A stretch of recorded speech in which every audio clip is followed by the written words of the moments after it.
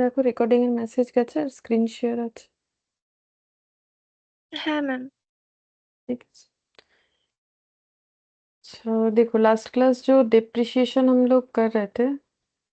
Good afternoon Amit.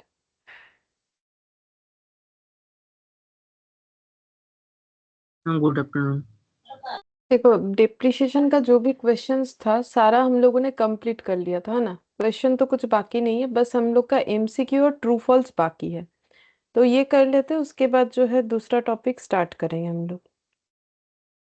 तो सबसे पहले ट्रू फॉल्स तो तुम लोगों से ही पूछेंगे। देखो क्या बोला है, यहाँ पर बोल रहा है कि increase in the market value of fixed asset is one of the reason for depreciation being charged. क्योंकि मार्केट वैल्यू एसेट का बढ़ जाता है इसीलिए हमें डिप्रिशिएशन चार्ज करना चाहिए। क्या ये बात सही है, ट्रू या फॉल्स? False ma'am. फॉल्स होगा, ठीक है। मार्केट वैल्यू बढ़े या घटे उससे हमारे डिप्रिशिएशन चार्ज का कोई रिलेशन नहीं होता है, ठीक है। Depreciation is a cash expenditure like other normal expenses. क्या ये सही है? फॉल्स ना, होगा। फॉल्स। ये नॉन कैश होता है, ठीक है, ये लिखवा भी दिया था। अच्छा, cost of property plant and equipment includes purchase price, refundable tax and import duties after deducting any discount or rebate। बोल रहा है कि अगर हम लोग किसी भी पीपीई का कॉस्ट कैलकुलेट करते, PPE property plant equipment fixed asset basically, तो उसमें हम लोग क्या क्या प्राइस इंक्लूड कर सकते हैं? Purchase price. रिफंडेबल टैक्स का मतलब होता है ऐसा टैक्स जो जिसका हमें रिफंड मिल जाएगा। इंपोर्ट ड्यूटी, अगर हम लोग एसेट को इंपोर्ट करें तो import duty after deducting any discount और रिबेट। अगर हमें कोई डिस्काउंट या रिबेट मिल रहा है वो माइनस करने के बाद ये सारी चीजों को हम लोग ऐड कर सकते हैं। क्या इस तरीके से हम लोग कॉस्ट निकाल सकते हैं हमारे पीपीई का?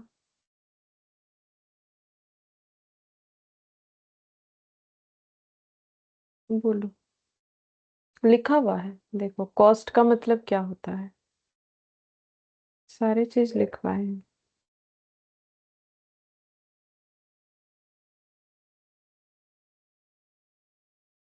कॉस्ट का मतलब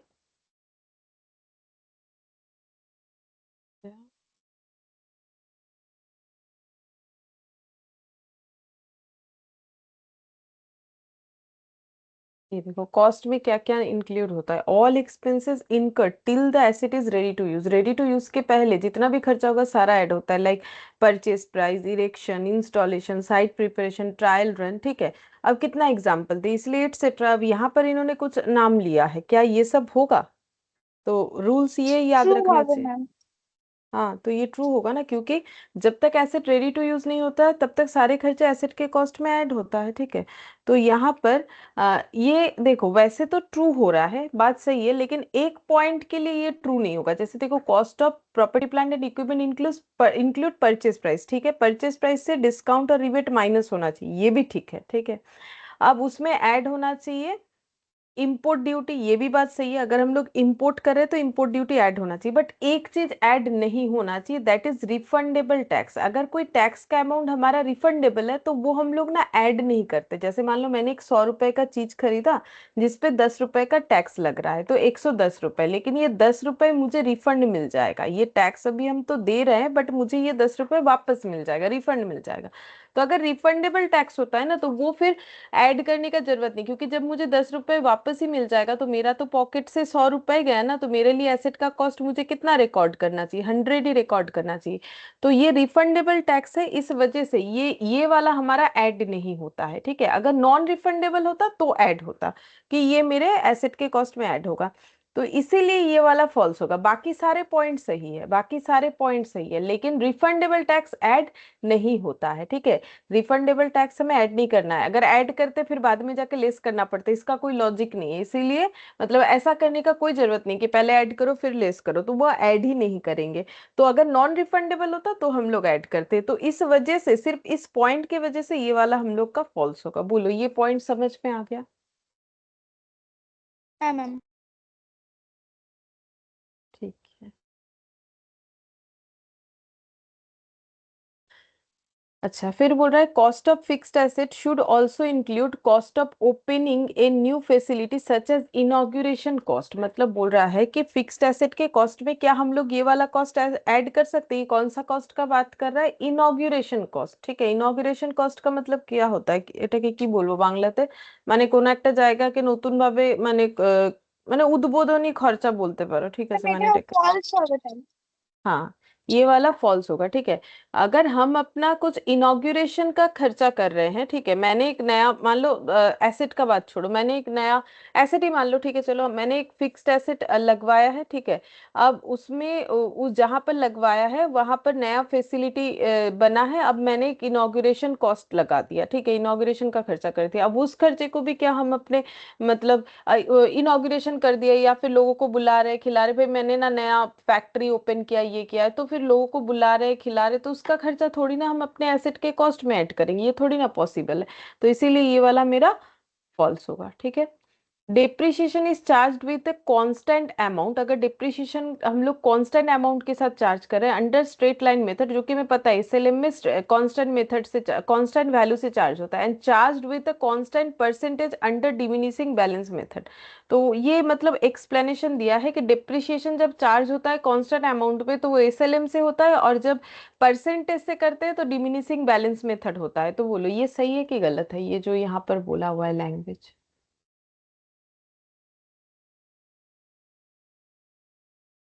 ম্যাম যদি এটা মানে ডিমিনিশিং এ হয় 10 মানে তাহলে তো ট্রুই হবে, মানে একটাই পার্সেন্টেজ প্রত্যেকবারই করতে করতে যায়। हाँ ठीक है, ठीक ट्रू।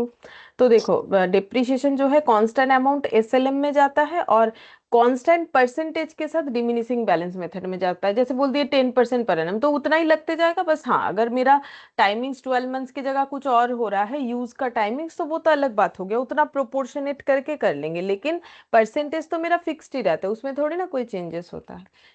फिर यहाँ पर बोल रहा है in case of an item of property plant equipment is revalued. मतलब अगर हम लोग अपने फिक्स्ड एसेट को रिवैल्यूड कर रहे हैं, whole class of asset to which that asset being revalued belongs should be revalued. मतलब ये मैंने बताया नहीं, अभी बता देते हैं। देखो ये एस 10 का एक रूल्स है कि अगर हम लोग कोई भी एसेट को रिवैल्यू कर रहे हैं तो सेम क्लास ऑफ एसेट्स को हमें रिवैल्यू करना पड़ेगा। अब सेम क्लास ऑफ एसेट्स का मतलब ये हो जाएगा कि जैसे मान लो ये ऑफिस है, ठीक है, ऑफिस के अंदर जितने भी फर्नीचर है, हम लोग मान लो फर्नीचर है 1 2 3 4 5 6 छह फर्नीचर है, जिसमें से हम लोग बोल रहे हैं कि हम लोग ये थर्ड नंबर वाले फर्नीचर को क्या करेंगे, रिवैल्यू करेंगे। ठीक है, तो सिर्फ ये रिवैल्यू करने से नहीं होगा, सेम क्लास, क्योंकि ये ऑफिस के अंदर ही बाकी ये भी फर्नीचर है, तो हमें इसको भी क्या करना पड़ेगा, रिवैल्यू करना पड़ेगा। ये रूल्स होता है ए स्टेन का। ठीक है, तो ये पॉइंट तुम लोग नोट डाउन कर लो एक बार अपने कॉपी में अपने हिसाब से, कि ए स्टेन में ये बोला हुआ है कि अगर एक हम लोग कोई एसेट को रिवैल्यू कर रहे हैं तो होल क्लास ऑफ एसेट को रिवैल्यू करना पड़ेगा। होल क्लास ऑफ जैसे कि ऑफिस के अंदर का फर्नीचर, तो पूरा ऑफिस बिल्डिंग को रिवैल्यू कर रहे हैं, तो ऑफिस बिल्डिंग के अंदर जितने भी बिल्डिंग है सारे को रिवैल्यू करना पड़ेगा। ठीक है, तो इसको बोलते हैं सेम क्लास ऑफ एसेट या होल क्लास ऑफ एसेट को हमें रिवैल्यू करना पड़ेगा। इस टेन ने ये बता रखा है, हम लोग एक करेंगे दूसरा नहीं करेंगे ऐसा नहीं चलेगा, अगर सेम क्लासिफिकेशन के अंदर आ रहा है तो हमें करना पड़ेगा। अब उसके हिसाब से मुझे ये बताओ कि ये बात ट्रू है कि false. In case of an item PPE revalue हो रहा है, whole class of asset to which that asset being revalued belongs should be revalued. तो अभी जो मैंने बात बताया उसके हिसाब से, मैं बोलो ম্যাম ট্রু হবে এটা তাহলে। है ट्रू। ट्रू है ना, क्योंकि जो मैंने बोला वही तो यहाँ पर बोला है कि पीपी के केस में जब कोई पीपी रिवैल्यूड होता है तो whole class of asset to which the asset being revalued, तो उस वो एसेट जिस क्लास ऑफ एसेट को बिलोंग कर रहा है वो सारे क्लास ऑफ एसेट का रिवैल्यूशन होना चाहिए। तो वही मैंने बोला, वही लिखा हुआ है। तो तुम लोग ये 6 नंबर पॉइंट को ही चाहो तो बाद में नोट डाउन कर सकते हो, स्टार लगा कि ये हम भूल गए बताना। ठीक है, फिर 7th नंबर में बोला है in case the carrying amount of an asset is decrease due to revaluation. तो हम लोग का कैरिंग अमाउंट का मतलब क्या, बचा हुआ वैल्यू, बचा हुआ वैल्यू में अगर डिक्रीज हो गया है, मतलब हम लोगों ने रिवैल्यूशन डाउनवर्ड किया, डिक्रीज हो गया, such decrease should always be recognised in profit and loss account. क्या वो डिक्रीज हमेशा पीएल में ही दिखाना पड़ता है? तो इसके लिए हम लोगों ने लास्ट क्लास में ये चीज पढ़ा हुआ है कि हमेशा पीएल में दिखाए या ना दिखाए। कहाँ पढ़ा हुआ है? जो मैंने एक टेबल बनवाया था तुम लोगों को, ये देखो, ये देखो टेबल बनवाया था, यहाँ पर मैंने सिखाया था कि हमेशा ही क्या पीएल में जाता है, ऐसा जरूरी है लॉस होने से? बताओ, सेवेंथ का आंसर।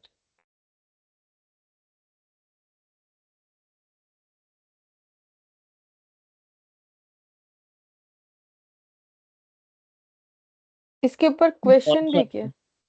हाँ बोलो। ম্যাম ফলস হবে।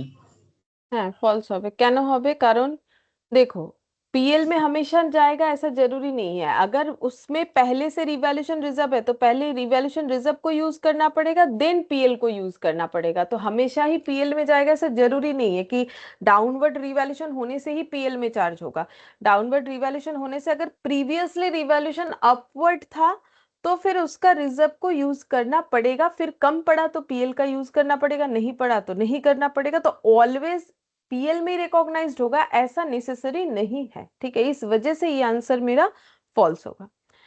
फिर बोला है Akash purchased a machine for 12 lakh, estimated useful life 10 year and the scrap value is 1 lakh, depreciation for the first year using sum of years digit method shall be 2 lakh. ये सही है कि नहीं? तो sum of years digit method मैंने सिखाया था, ठीक है? तो अगर ये मतलब सबका तो नहीं हुआ है, ठीक है, हम बता देते हैं। देखो सम ऑफ ईयर्स डिजिट मेथड में पहले हमें अच्छा वो क्लास देखना पड़ेगा, अभी इतना सारा चीज तो नहीं बता सकते हैं, लेकिन कैसे करके कैलकुलेट होगा वो हम बता देते हैं। देखो एक बार नोट डाउन करके रखो, बाद में क्लास सुनने से समझ में आ जाएगा। तो सबसे पहले हमें निकालना पड़ता है टोटल डिप्रिशिएशन वैल्यू, तो अभी सुनोगे तो भी समझ में आएगा, ठीक है? ऐसा बात नहीं है कि टोटल डिप्रिशिएशन वैल्यू कितना हो जाएगा। अगर 12 लाख का एसेट 10 साल बाद 1 लाख का हो जाएगा तो टोटल डिप्रिशिएशन कितना होता है? मैम 11 लाख। 11 लाख, ठीक है, ये हो गया। तो 11 लाख टोटल डिप्रिशिएशन है। इस 11 लाख डिप्रिशिएशन में से हमारा फर्स्ट ईयर का डिप्रिशिएशन कितना है, ठीक है? तो इसमें सम ऑफ ईयर्स डिजिट मेथड में क्या होता है, नीचे हमें क्या वैल्यू लेना पड़ता है? Total life of asset. लेकिन वो तो 10 है, लेकिन 10 के हिसाब से लेने से नहीं होगा, ईयर्स के डिजिट का सम करना पड़ेगा। तो ईयर्स का डिजिट, तो पहला डिजिट 10, ठीक है, मतलब उल्टा गिनती करना है, फिर उसके बाद 9 8 7 ऐसे करके डॉट डॉट करके 1 तक जाएगा। तो 10 से लेके 1 तक ऐड करेंगे तो कितना होता है?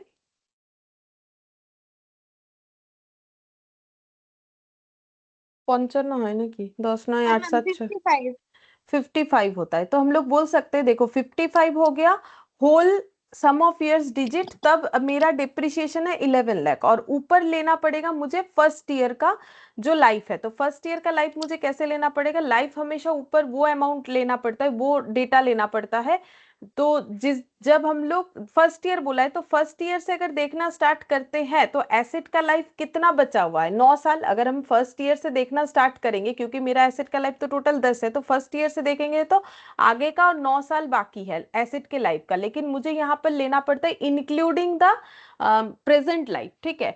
तो 9 और यहाँ पर 1 यानी 10 हो जाएगा। तो इसका कैलकुलेशन करके पहले बताओ कितना हो रहा है, फिर हम फॉर्मूला से मैच करवा देते जो मैंने बोला है।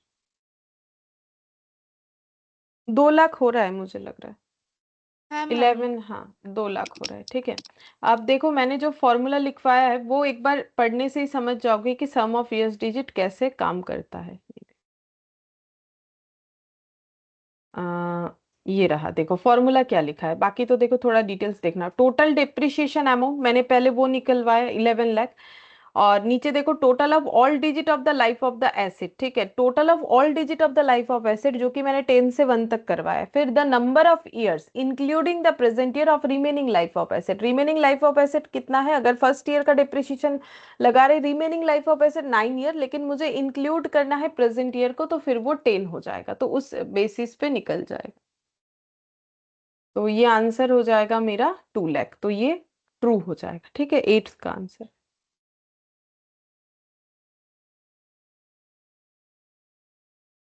9th नंबर में बोल रहा है depreciation can not be provided in case of loss in a financial year. अगर कभी भी बिजनेस में लॉस हुआ तो क्या डेप्रिसिएशन प्रोवाइड नहीं कर सकते हैं? क्या ऐसा कोई रूल्स है कि बिजनेस अगर ম্যাম लॉस में এটা ফলস। जा रहा है? ফলস হবে। हाँ ऐसा कोई रूल्स नहीं है, because depreciation charge against PL है, ठीक है, मतलब प्रॉफिट के अगेंस्ट में चार्ज करना है। तो ये हम लोग कभी नहीं बोल सकते कि मेरे बिजनेस में लॉस है तो हम डिप्रिशिएशन चार्ज नहीं करेंगे, ठीक है? तो डिप्रिशिएशन तो एक कंटिन्यूअस प्रोसेस है, ये हमेशा चार्ज होते जाता है, ठीक है, जब तक एसेट रहेगा। फिर 10th में providing for depreciation also helps in providing for accumulating of fund to facilitate the replacement at the end of the useful life. अगर हम लोग डिप्रिसिएशन प्रोवाइड करते तो इससे हमें एक हेल्प मिलता है। क्या मिलता है? हम लोग फंड बना सकते हैं एक्यूमुलेट करके, यानी क्यूमुलेट यानी जोड़ जोड़ के फंड बना सकते हैं, जो हमें फ्यूचर में एसेट को रिप्लेस करते वक्त उस फंड के पैसे का हेल्प मिल जाएगा। ठीक है, जब एसेट जो हमारा रिप्लेस हो रहा है उसका लाइफ खत्म होगा, तो क्या डिप्रिसिएशन हमें इस तरीके का हेल्प कर देगा? ट्रू। এটা हाँ এখন হ্যাঁ। हाँ करता है, ठीक है, जरूर करता है। कि डिप्रिसिएशन तो देखो, डिप्रिसिएशन क्योंकि हमारा एक नॉन कैश एक्सपेंसेस है, ठीक है, तो ये हम लोग जब प्रॉफिट के अगेंस्ट में चार्ज करते हैं, ठीक है, तो फिर हमारा क्या होता है, प्रॉफिट को मतलब प्रॉफिट के डिस्ट्रीब्यूशन को कम करता है। ठीक है, तो फिर या फिर ऐसा बोल सकते हो कि हम लोग जब provision for depreciation account maintain करते हैं ना, तो हम लोग जो प्रोविजन में या फिर एक और मेथड होता था, ठीक है, जिसको बोलते हैं सिंकिंग फंड मेथड, तो उसमें क्या करते हैं ना, डिप्रिसिएशन के बराबर का अमाउंट जो है हम लोग जमा करके रख सकते हैं और उस फंड के पैसे को कहीं इन्वेस्ट भी कर सकते हैं, उससे पाए गए इंटरेस्ट वगैरह को जोड़ के फिर उस पैसे को जब हम लोग अपना एसेट रिप्लेस करेंगे तब काम में लगा लेते हैं। ठीक है, 11th नंबर में बोला है if the equipment account has a balance of 12 lakh 50 and the accumulated depreciation 4 lakh, the write down value of same sale be 16 lakh 50। क्या ये सही है कि अगर ओपनिंग बैलेंस है एसेट का 12 लाख 50 और उस पे लगने वाला एक्यूमुलेट डिप्रिसिएशन 4 लाख है, तो उसका रिटर्न डाउन वैल्यू यानी बुक वैल्यू या कैरिंग वैल्यू जो बोलोगे वो होगा 16 लाख 50? फॉल्स হবে। हाँ फॉल्स होगा। कितना वैल्यू होगा बोलो तो? मैम 8,50,000।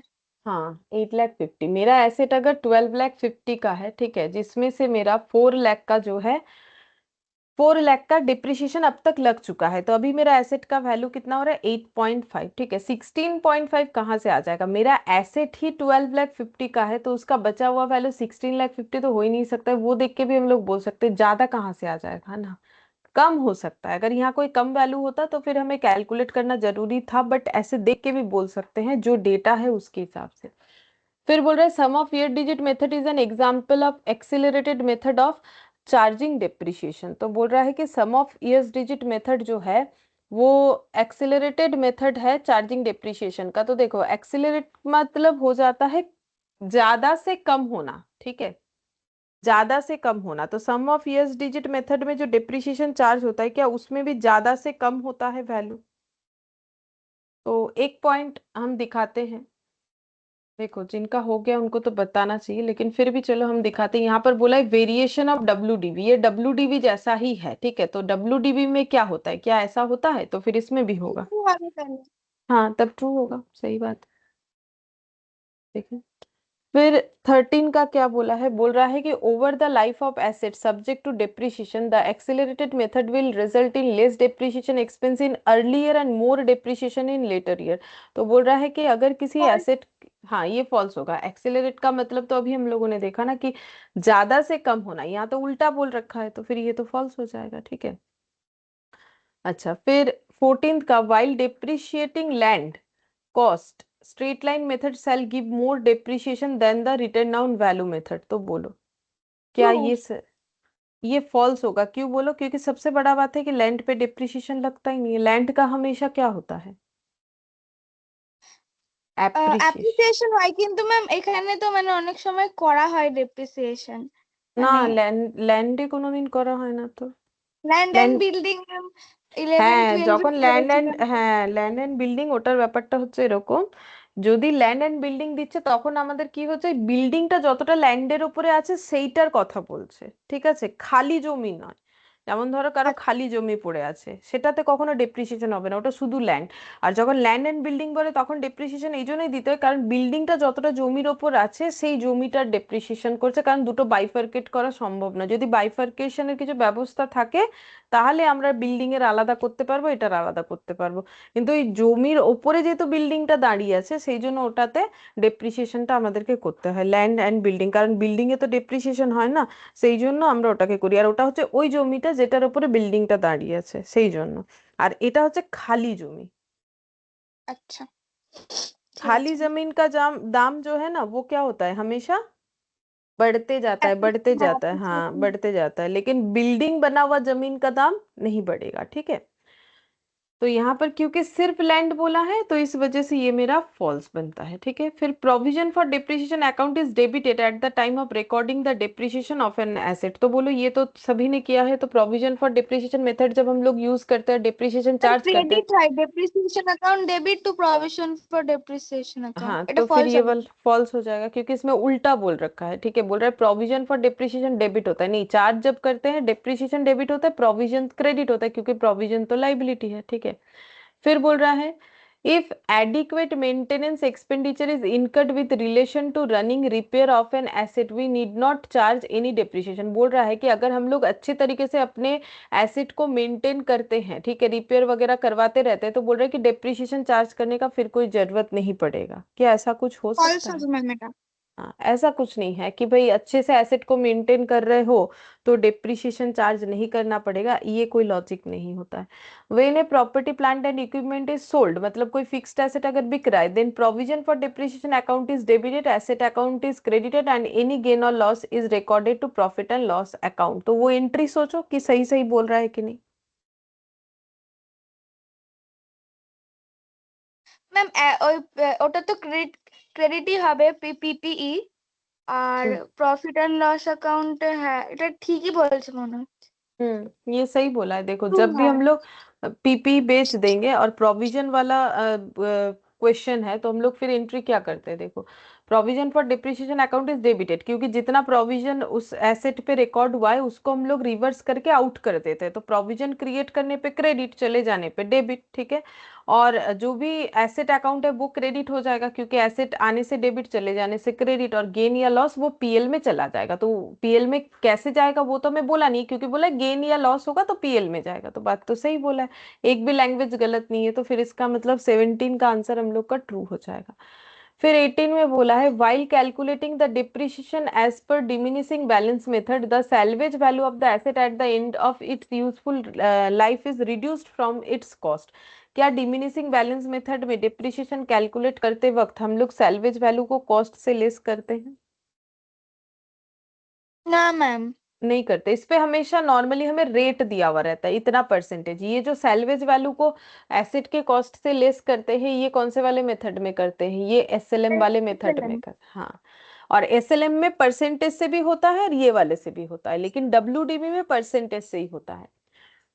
फिर 19 का क्या बोला है, any change in estimated useful life of an asset should be accounted for as a change in an accounting estimate in accordance with accounting standard. बोल रहा है कि अगर हम लोग अपने एसेट के एस्टिमेटेड लाइफ में किसी तरीके का चेंज करते हैं, for as a change in accounting estimate in accordance with accounting standards, तो क्या इसे हम लोग अकाउंटिंग एस्टिमेट में चेंज बोलेंगे, अकाउंटिंग स्टैंडर्ड के हिसाब से?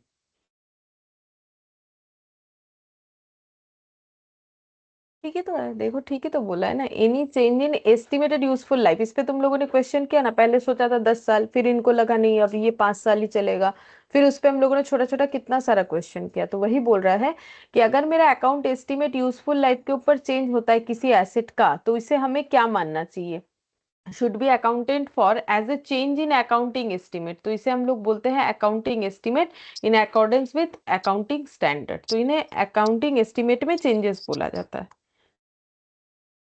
ट्रू है। N intangible asset is a non identifiable non monetary asset, बोलो ये सही है।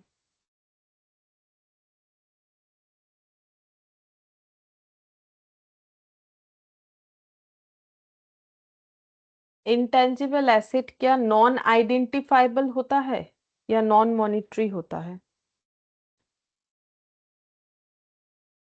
बोलो, क्या इंटेंजिबल एसेट हम लोग आइडेंटिफाई नहीं कर सकते हैं कि हमारे बिजनेस में ম্যাম ये এটা मेरे, এটা কি বলেছে নন আইডেন্টিফাইবল নন মনিটরি, ম্যাম এটা ফলস হবে।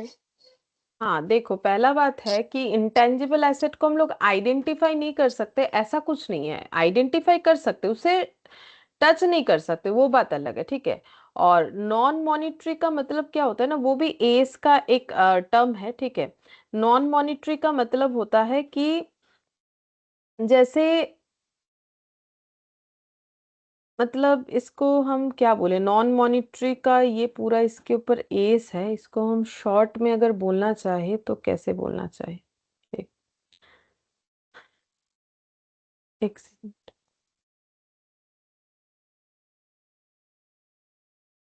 नॉन मॉनिटरी का मतलब होता है कि जो जैसे कि मान लो मॉनिटरी आइटम होता है, नॉन मॉनिटरी आइटम होता है, ठीक है। एसेट के अकॉर्डिंग नॉन मॉनिटरी आइटम का मतलब होता है कि जिसको पाने का हमारा मतलब, जैसे मान लो डेटर, ठीक है। तो डेटर एक रिसीवेबल आइटम है, ठीक है, डेटर एक रिसीवेबल आइटम है। अब क्या डेटर का जो अमाउंट हमें मिलना चाहिए उतना ही मिलेगा, इस बात का कोई गारंटी है, मतलब फिक्स्ड है? नहीं, क्योंकि देखो अगर कोई डेटर ने पैसा नहीं दिया तो मैंने जितने बैलेंस शीट में लिख रखा है हो सकता है मुझे उससे कम मिले, ठीक है। ज्यादा तो मिलेगा नहीं, देखो जिसको जितना देना है उतना ही देगा, ठीक है, लेकिन कम मिल सकता है। तो जैसे कि अगर मेरा नॉन मॉनिटरी का मतलब हो जाता है कि अगर मुझे जो राइट टू रिसीव है, मतलब मुझे जो रिसीवेबल आइटम है उसका ऊपर मेरा जो राइट टू रिसीव है, जैसे डेटर के ऊपर मेरा राइट टू रिसीव है कि हाँ भाई मुझे ये पैसा मिलना चाहिए, ठीक है। तो ये जो राइट टू रिसीव वाला है, इस ये वैल्यू मेरा फिक्स्ड होना चाहिए, ठीक है। अगर फिक्स्ड है तो वो मेरा हो जाएगा नॉन मॉनिटरी एसेट, ठीक है। और अगर फिक्स्ड नहीं है तो वो मेरा होता है मॉनिटरी एसेट।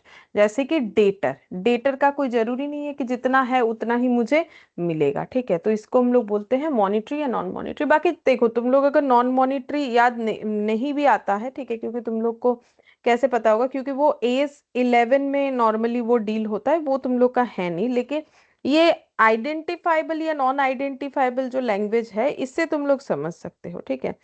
तो मॉनिटरी में जैसे देखो डेटर हो जाता है, क्रेडिटर हो जाता है, ठीक है, कैश हो जाता है, ये सब हो जाएगा हम लोग का मॉनिटरी। और नॉन मॉनिटरी में फिक्स्ड एसेट, ठीक है, ये सब। एक्चुअली नॉन मॉनिटरी का डेफिनेशन क्या है पता है? जो मॉनिटरी नहीं है वही नॉन मॉनिटरी है। तो एक्चुअली मॉनिटरी का डेफिनेशन ही मेन है कि मॉनिटरी का डेफिनेशन ये होता है कि asset and liabilities to be received और पेड इन फिक्स्ड और डिटरमिनेबल अमाउंट, ठीक है। मतलब मेरा एसेट या लाइबिलिटी, एसेट है तो मुझे मिलेगा, लाइबिलिटी है तो मुझे देना पड़ेगा, इसका एक फिक्स्ड या डिटरमिनेबल अमाउंट होना चाहिए, ठीक है। जैसे कि क्रेडिटर का मेरा एक फिक्स्ड अमाउंट है कि मुझे क्रेडिटर को इतना देना पड़ेगा, डेटर का मेरा एक फिक्स्ड अमाउंट है कि मुझे डेटर से इतना मिलेगा, ठीक है। बाकी देखो बैड डिप्ट वगैरह जो हम बोल रहे हैं वो हो सकता है, लेकिन अमाउंट मेरा क्या है, अमाउंट मेरा फिक्स्ड है। अच्छा हाँ, थोड़ा सा मैंने गलत बोल दिया, एग्जाम्पल तब बोलते वक्त जब बोल रहे तो ठीक से ही बोल देते हैं। देखो एक्चुअली जो मेरा मॉनिटरी है ना, ये देखो तुम लोग चाहो तो लिख सकते हो इस बात को, मॉनिटरी आइटम जो है इसमें मेरा क्या है, इसमें एसेट भी इंक्लूडेड है, ये आइटम में लाइबिलिटी भी इंक्लूडेड है। अब ये एसेट या लाइबिलिटी, एसेट है तो मुझे मिलेगा, ठीक है, ये रिसीव्ड है, ये रिसीव्ड आइटम है, और ये लाइबिलिटी वाला मेरा क्या है, पेबल आइटम है। तो इसका मेरा फिक्स्ड डिटरमिनेबल अमाउंट होना चाहिए, फिक्स्ड डिटरमिनेबल। जैसे मेरे एसेट में डेटर का एक फिक्स्ड वैल्यू दिख रहा है ये, ठीक है। लेकिन नॉन मॉनेटरी का मतलब क्या होता है, जिसका मेरा कोई फिक्स डिटरमिनेबल अमाउंट नहीं है। जैसे मैंने अपना फिक्स्ड एसेट पुराना वाला बेचा, ठीक है, तो मेरा फिक्स्ड एसेट बेचा, तो मुझे कोई जरूरी नहीं है कि मैंने जितना सोचा है उतना ही मिलेगा, ठीक है, उससे कम ज्यादा मिल सकता है, उसका कोई फिक्स डिटरमिनेबल अमाउंट नहीं होता है, ठीक है। तो ये होता है मेरा नॉन मॉनिटरी। जो भी हो, तो नॉन मॉनिटरी जो है इंटेंजिबल एसेट वगैरह मेरा नॉन मॉनिटरी एसेट ही होता है, क्योंकि इसका अमाउंट जो है वो फिक्स डिटरमिनेबल नहीं होता है, ये नॉन मॉनिटरी आइटम होता है, कोई भी एसेट, ठीक है। लेकिन ये पॉइंट गलत दिया हुआ है, नॉन आइडेंटिफाइबल नहीं होता है, ठीक है। हम लोग का ये आइडेंटिफाइबल होता है इंटेंजिबल एसेट। अच्छा, यहां तक हम लोग का हो गया, तो ये आंसर फॉल्स हो जाएगा। चलो अब हम लोग मल्टीपल चॉइस क्वेश्चन में चलते हैं। अच्छा, ये वाला तुम लोग बताओ, ओरिजिनल कॉस्ट इतना, सैलवेज इतना, यूजफुल लाइफ मैंने तीन इतना। लाख साठ हजार हाजिर 3,60,000, ठीक है, देख लेते हैं। ओरिजिनल कॉस्ट 12,60,000, ठीक है। अब सैलवेज वैल्यू 0 है तो फिर मेरा टोटल डिप्रिशिएशन 12,60,000, ठीक है। तो 12,60,000 अभी अभी सिखाया, सम ऑफ ईयर्स दीजिए, यूजफुल लाइफ 6, 5, 4, 3, 2, 1 करने से कितना आ रहा है? हम 21। अच्छा 21, और depreciation for first year, first year में मेरा 6 दिखेगा, तो ये डिवाइड करने से जितना आएगा उतना ही आंसर हो जाएगा। अगर हम जितना थ्री बोल लाख रहे, सिक्सटी थाउजेंड 3,60,000 आ रहा है तो फिर आंसर 3,60,000, ऑप्शन तो वही दिया हुआ है, ठीक है, समझ में आ गया होगा। फिर बोल रहा है कि obsolescence of a depreciable asset में cause by technological changes, improvement in production method और change in market demand for the product और सर्विस आउटपुट, लीगल और other restriction, only one, both one and two, all one two three four and above. तो बोल रहा है कि अगर depreciation, obsolescence of depreciable asset may be caused by, तो obsolescence कब होता है? टेक्नोलॉजिकल चेंजेस की वजह से, इंप्रूवमेंट इन प्रोडक्शन मेथड की वजह से, चेंज इन मार्केट डिमांड की वजह से, फॉर द प्रोडक्ट और सर्विस आउटपुट, लीगल या अदर रेस्ट्रिक्शंस की वजह से। तो बोलो।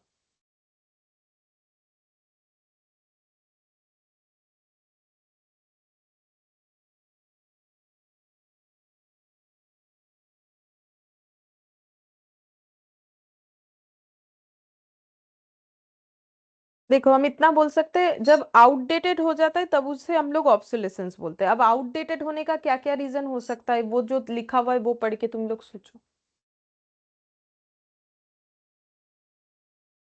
टेक्नोलॉजिकल चेंजेस की वजह से आउटडेट हो सकता है, इंप्रूवमेंट इन प्रोडक्शन मेथड की वजह से आउटडेटेड हो सकता है, market demand for the product और सर्विस आउटपुट की वजह से जो है क्या बोलते हैं उसे, आउटडेटेड हो सकता है, लीगल और अदर रिस्ट्रिक्शन की वजह से आउटडेटेड हो सकता है। ম্যাম টেকনোলজিক্যাল তিনটেই হবে মনে হয়। हाँ, तीन ही होगा। देखो, टेक्नोलॉजिकली अगर कोई चीज चेंज हो जाता है तो फिर हम लोग क्या बोलेंगे, मेरे पास तो पुराने फॉर्मेट का पड़ा हुआ है, या फिर पुराने वर्जन का पड़ा हुआ है, या फिर पुराने तरीके का मशीन पड़ा हुआ है। तो ऑब्सोलेसेंस, ठीक है। प्रोडक्शन मेथड में इंप्रूवमेंट हो रहा है तो इसका मतलब टेक्नोलॉजिकल चेंजेस अगेन, ठीक है, मेथड में ही जो है चेंज हो गया। तो उसके बाद बोल रहा है कि change in market demand for the product, जो सर्विस या प्रोडक्ट हम लोग प्रोड्यूस करें उसका मार्केट डिमांड ही चेंज हो गया, मतलब आउटडेटेड हो गया जो हम लोग प्रोड्यूस कर रहे थे, या जो जिस तरीके का सर्विस हम लोग दे रहे थे। बस ये कानूनन जो बोला है, लीगल और अदर रिस्ट्रिक्शन, इसके साथ एसेट जो है आउटडेटेड होने का कोई चांसेस नहीं है। तो टू का आंसर हम लोग का फिर क्या हो जाएगा? हाँ, लीगल वजह से भी होता है, ठीक है, जैसे कि हम बोल रहे हैं लीगल वजह से भी होता है। जैसे कभी कभी गवर्नमेंट बोलता है ना कि देखो ये पुराने बसेस जो है ना, इतने साल से जो बसेस चल रहा है इतने साल तक, वो और रास्ते में नहीं दिखने चाहिए, क्योंकि उससे जो धुआं होता है उससे बहुत ज्यादा पॉल्यूशन होता है। तो ऐसा रूल्स लाया गया है ना कि इतने साल का जो बसेस है वो और नहीं दिखना चाहिए, ठीक है। तो लीगल वजह से भी हमारे एसेट आउटडेटेड हो सकते हैं। तो फिर आंसर क्या होना चाहिए? সি 1 2 3 4। हाँ, तो लीगल वाला पोर्शन भी एप्लीकेबल होता है। कभी कभी लीगल कुछ रूल्स रेगुलेशंस आ जाते हैं, उसकी वजह से भी हमारे एसेट आउटडेटेड हो जाते हैं। ये शायद मैंने लिखवाया है ऐसा मुझे लग रहा है, हम देख लेते हैं। ये देखो, अ, ये देखो, चेंज इन टेक्नोलॉजी, ठीक है। ये ये लिखवाया, तब शायद थोड़ा बहुत बताया होगा जरूर। अच्छा, अब देखो थर्ड नंबर पे, the number of production of similar units expected to be obtain from the use of an asset by enterprises called unit life, useful life, production life. क्या लगता है क्या होगा? Useful life. यूजफुल लाइफ होता है, ठीक है। ये प्रोडक्शन लाइफ, यूनिट लाइफ ऐसा कुछ नहीं होता, ऐसा हम लोगों ने पढ़ा भी नहीं। यूजफुल लाइफ पढ़ा है। The number of production of similar unit expected to be obtain from the use of an asset by an enterprise. अच्छा, फिर फोर्थ नंबर में बोला है, if a concern proposes to discontinue its business from March 2018 and decide to dispose of all its plants within a period of 4 months. तो कोई एक business बंद हो जा रहा है और उनका डिसीजन है कि 4 मंथ्स के अंदर जितने भी एसेट वगैरह है वो डिस्पोज ऑफ कर देंगे, मतलब बेच बाच के खत्म कर देंगे। The balance sheet as on 31st March 2018 should indicate the plant at their historical cost, net realisable value, cost less depreciation. तो देखो, जब कोई बिजनेस ही बंद हो जाता है ना, ये सिर्फ डेप्रिसिएशन चैप्टर के लिए पॉइंट एप्लीकेबल नहीं है, ये हमेशा याद रखो कि अगर किसी का बिजनेस बंद हो जाएगा, उसने डिसाइड कर लिया है कि हम बिजनेस बंद कर देंगे, ठीक है, फिर सारे एसेट्स वगैरह हम लोग बेच देंगे, तो तब वो एसेट्स को कौन से वैल्यू में दिखाता है? तो सोच के बोलो, कौन से वैल्यू में दिखाना चाहिए? क्या लगता है? हम बता देते हैं। हिस्टोरिकल कॉस्ट का मतलब होता है जो कॉस्ट में उसने खरीदा था। नेट रियलाइजेबल वैल्यू मतलब होता है जिस बेच के उसे अभी जितना मिलेगा। कॉस्टलेस डेप्रिसिएशन का मतलब तो तुम लोग को पता ही है, जितने में खरीदा था जितना डेप्रिसिएशन चार्ज हुआ है, बचा हुआ वैल्यू। तो मेरा बैलेंस शीट कैसे रेडी होना चाहिए? ये भी एक एज पे बेस्ड है, बोलो। মানে ए, कॉस्टलेस डेप्रिसिएशन। नहीं, नेट रियलाइजेबल वैल्यू होता है, ठीक है। जब हम बेचने ही वाले हैं तो मेरा बुक वैल्यू से और कोई रिलेशन नहीं होगा, क्योंकि कॉस्टलेस डिप्रिशिएशन करने से मेरे पास आता है बुक वैल्यू, ठीक है। मेरा बुक्स अब रहेगा ही नहीं, क्योंकि हम तो बिजनेस बंद कर रहे हैं, मेरा तो बिजनेस उठ गया, ठीक है, बिजनेस ही खत्म हो गया, तो फिर बुक वैल्यू निकाल के करे क्या। तो हम ऐसे रिकॉर्ड करेंगे कि भाई मेरा तो बिजनेस बंद हो रहा है, मेरे पास ना ये फर्नीचर पड़ा हुआ है, मुझे तो लगता है ये बेच के मुझे 2,000 मिल जाएगा। तो हम एक काम करते हैं, यहाँ पर लिख देते हैं मेरा फर्नीचर को 2,000 रुपए से रिकॉर्ड कर देते हैं, ठीक है। तो ये बात भी हमेशा याद रखो, अगर बिजनेस बंद हो जाएगा तो हमेशा एसेट नेट रियलाइजेबल वैल्यू पे रिकॉर्ड होता है, यानी जो वैल्यू उसे रिकवर होने वाला है उस एसेट को बेच के उस पे रिकॉर्ड करना पड़ता है।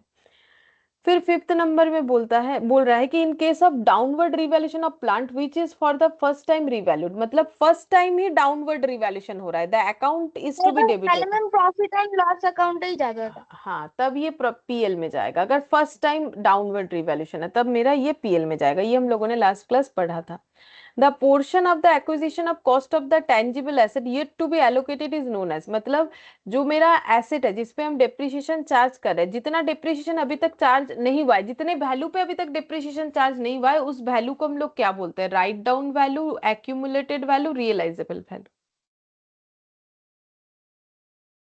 जैसे 100 रुपए का एक एसेट था, 10 रुपए डिप्रिशिएशन चार्ज हुआ, बचा हुआ वैल्यू 90, ठीक है, तो वही। Written down value. हाँ, तो ये मेरा रिटर्न डाउन वैल्यू, इसके बारे में ही तो पूछ रहा है। The portion of acquisition cost है 100, इसका जो पोर्शन बचा हुआ है that is 90 of the tangible asset yet to be allocated, मतलब अभी तक जिसपे डेप्रिसिएशन एलोकेट नहीं हुआ है उस वैल्यू को हम लोग बोलते हैं return down value, book value, carrying amount, ये बोलते हैं, ठीक है।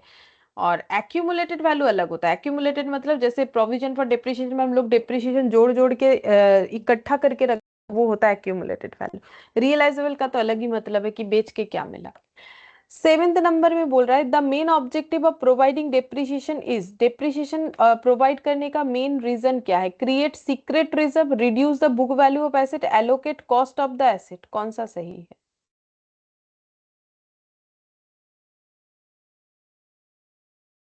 Ma'am reduce the book value of assets. नहीं, लैंग्वेज ठीक करो।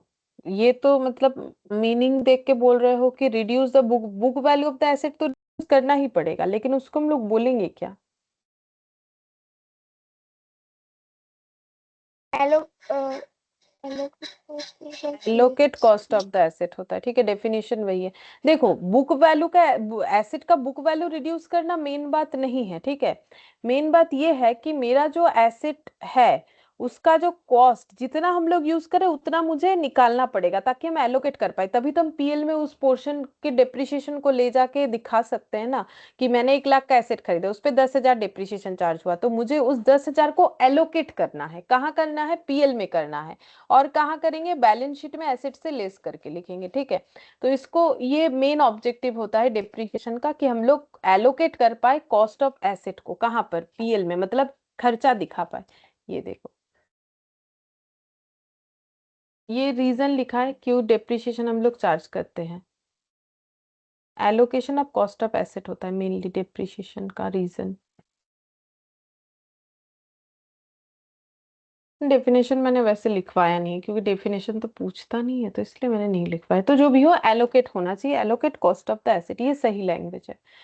एट्थ नंबर में बोला है, ये सब सम्स है, बोल रहा है ओरिजिनल कॉस्ट ऑफ मशीन इतना, सैल्वेज वैल्यू इतना, useful life 6 years, annual depreciation under straight line method, बोलो कितना हो।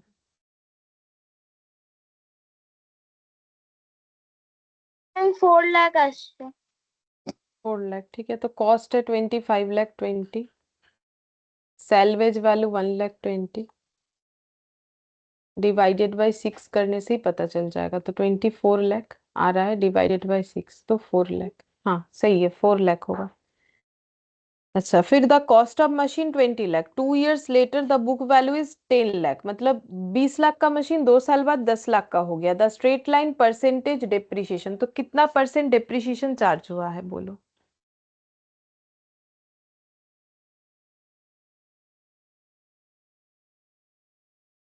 मैम 25%। अच्छा, देखो कैसे निकाले हो। 25% सही हुआ है। देखो कैसे निकालना है, अगर मेरा 20 लाख का मशीन 10 लाख हो गया तो मेरा कितना डिप्रिसिएशन चार्ज हुआ 2 साल में? 10 लाख, 5 5 हाँ করে। हाँ, এক 20 लाख এক माइनस, বছরে हाँ सही बात, 10 लाख। तो पर ईयर कितना हो जाएगा डिप्रिसिएशन पर एनम हो जाएगा? 10 लाख 5 बाई 2, 5 लाख। ठीक है, 5 लाख डिप्रिसिएशन चार्ज हुआ है आउट ऑफ 20 लाख वाले एसेट पे।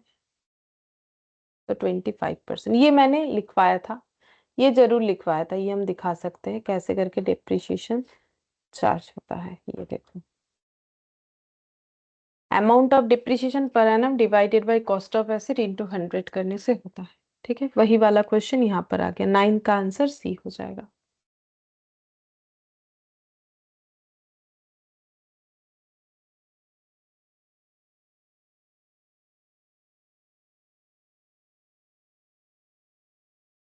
टेंथ, 10th नंबर में बोल रहा है कि a machine with original cost 10 lakh, salvage value nil, have value acquired on 1st April 2019 with 4-year useful life was depreciated using straight line method. It was decided to sell the machine on 1st October for 1,20,000. What shall be the gain or loss on the sale of machine? निकालो। सबसे पहले तो निकालना पड़ेगा depreciation per annum कितना हो रहा है। 10 लाख माइनस 0, मैम 2,50,000। हाँ 2,50,000 डिप्रिसिएशन हो रहा है। हम लोग कितने साल डिप्रिसिएशन चार्ज कर चुके हैं, बोल रहा है कि with 4 year useful life it was decided to sell 1st October. अच्छा, 1 अप्रैल 19 को लिया गया था, ठीक है, 1 अप्रैल 9 से लेके 31 मार्च 20 तक का डिप्रिसिएशन हमें चार्ज करना पड़ेगा, फिर 20 से लेके 21 तक का, फिर 21 से लेके 1 अक्टूबर तक का। ठीक है, तो 2,50,000 1 साल का, फिर 2,50,000 1 साल का, और ये क्या 6 मंथ्स हो रहा है, मार्च के बाद अप्रैल मई जून जुलाई अगस्त सितंबर, हाँ ये 6 मंथ्स हो रहा है। तो 6 मंथ्स का कितना हो जाएगा, 2,50,000 का आधा, मतलब 2,50,000 प्लस 2,50,000 और 2,50,000 का आधा हो जाएगा 1,25,000। तो टोटल डिप्रिसिएशन कितना, 6,25,000। तो 10 लाख माइनस 6,25,000, तो एसेट का वैल्यू कितना बच रहा है?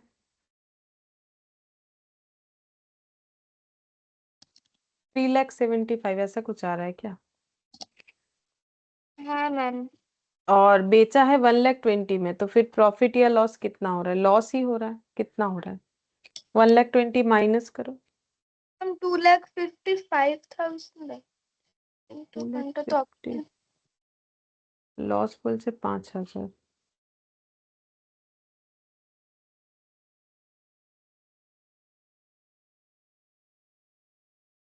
Option C answer. अच्छा, 5,000।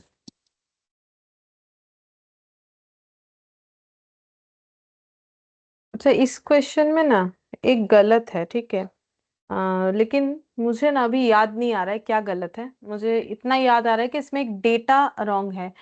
तो नए वाले बुक है किसी के पास, उसमें देखो तो कितना है, नए वाले बुक में क्या यही लिखा हुआ है?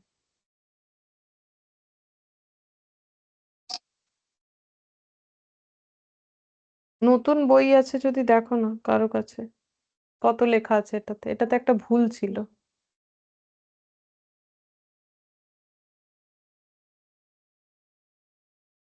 কারো কাছে নেই নতুন বই?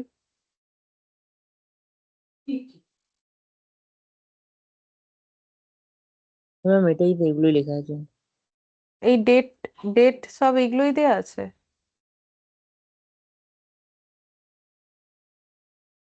মেলাও একবার ডেট গুলো।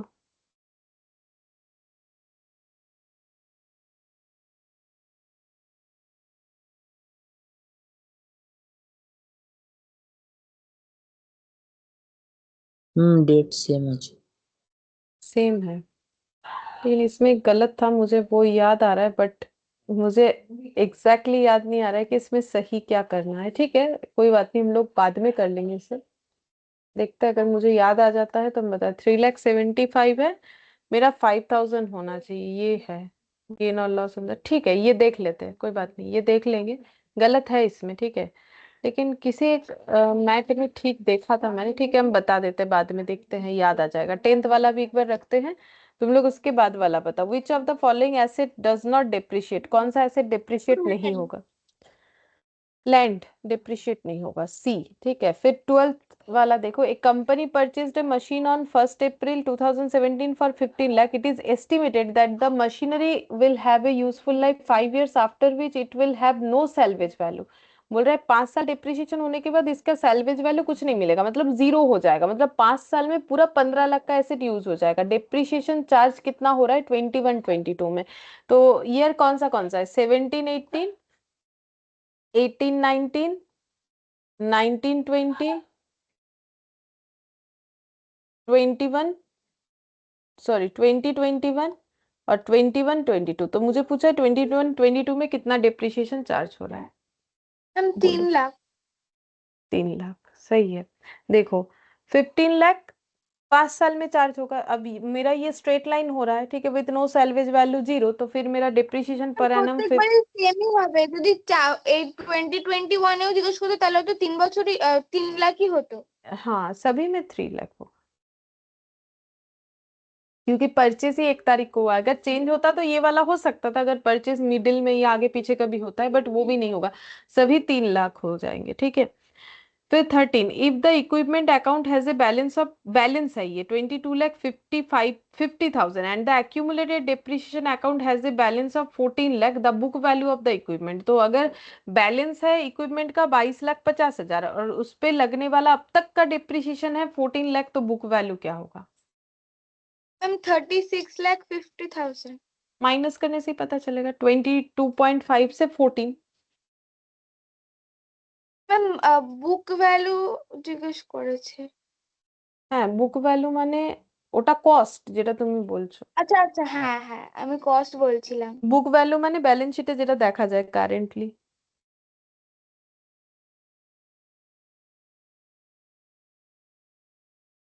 ম্যাম তাহলে ওটা 8,50,000 হবে। माइनस करने से 8,50,000 आ रहा है, तो फिर उतना ही होगा, देखते हैं। हाँ, ऑप्शन बी ठीक है, 8,50,000 वो होता है बुक वैल्यू। अच्छा, अब 14th नंबर का देखो, 14th नंबर में क्या बोला है? A plant with original cost 50 lakh was revalued 2 years resulting in credit to revaluation surplus amount जो है 4 लाख। मतलब एक प्लांट है जिसका कॉस्ट है 50 लाख, उसे रिवैल्यू किया गया था 2 साल बाद, जिससे रिवैल्यूएशन रिजर्व में इतना अमाउंट आया। तो जब रिवैल्यूएशन किया गया तब ये एंट्री हुआ होगा पीपीई टू रिवैल्यूएशन रिजर्व, और कितना 4 लाख, तो ये भी 4 लाख से एंट्री हुआ होगा।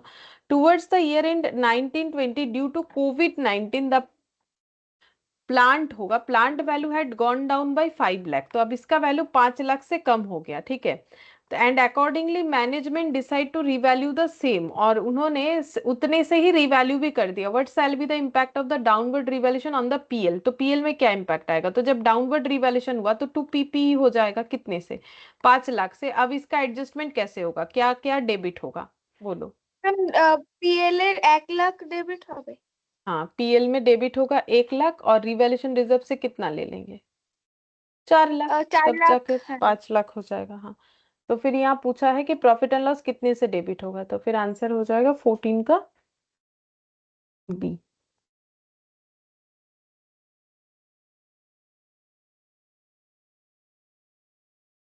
15 बोल रहा है in respect of intangible asset there is a presumption that the useful life of an intangible asset will not exceed. ये भी एज 10 का एक रूल्स है कि इंटेंजिबल एसेट का मैक्सिमम यूजफुल लाइफ कितना हो सकता है? 10 हो सकता है, उससे ज्यादा नहीं हो सकता है। ठीक है, ये तुम लोग को याद रख लेना है, चाहो तो नोट डाउन करके लिख लो कि एज 10 के अकॉर्डिंग यूजफुल एसेट जो है life, useful life of asset जो है इंटेंजिबल एसेट का, वो 10 होगा।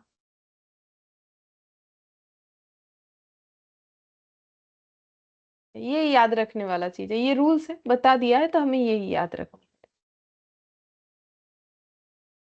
अच्छा, फिर 16 में देखो क्या बोल रहा है।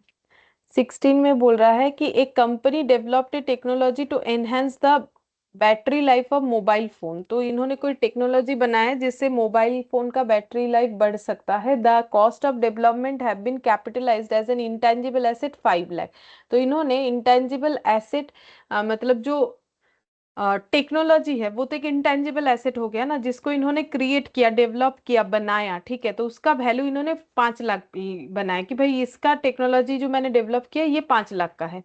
The company estimate that the life of technology develop to be 3 years, ठीक है, तो जो लाइफ है वो 3 years है। The company has forecast that 50% of the sale will be in sale will be in year 1, 35% in year 2 and 15% in year 3. What should be the amortization charged in third year? अच्छा, तो 50% cell होगा first year में इसका, 35% second year में और 15% third year में। तो फिर बोल रहा है कि डिप्रिशिएशन तो नहीं बोलेंगे क्योंकि इंटेंजिबल एसेट है, तो एमोटाइजेशन थर्ड ईयर यानी लास्ट ईयर में कितना एमोटाइजेशन हमें चार्ज करना चाहिए।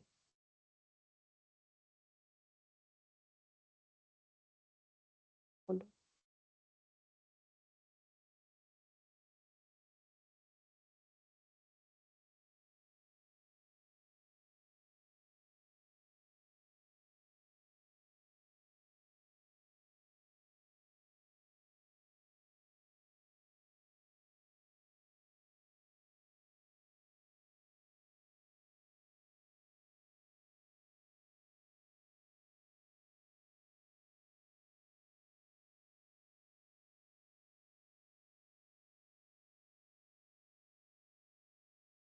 देखो 50, 35 और 15 मिला के 100 होता है, ठीक है, तो 100% ये खत्म हो जाएगा 3 साल में, ठीक है, तो फिर मुझे डिप्रिशिएशन कितना चार्ज करना पड़ेगा?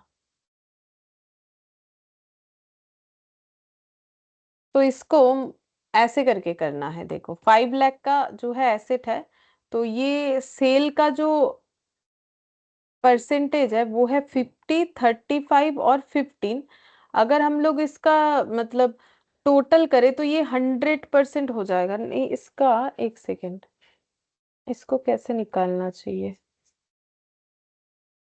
इसका रेशियो करते हैं 50:35:15, तब भी तो बात बराबर ही होगा, 100 होगा डिवाइडेड बाई 100 और इंटू 15, तो ये 75,000 हो जाएगा। हाँ, ठीक है, 75,000। तो देखो ये ना ऐसा, देखो इसका इसके ऊपर हमारे पास कोई वैसा खास मेथड नहीं है कि इस तरीके से करो उस तरीके से करो, सीधा बात है कि मैंने एक 5 लाख का ऐसे डेवलप किया है, ठीक है, जिसका 3 years जो है उसका एस्टिमेटेड लाइफ है, 3 साल बाद ये खत्म हो जाएगा, ठीक है।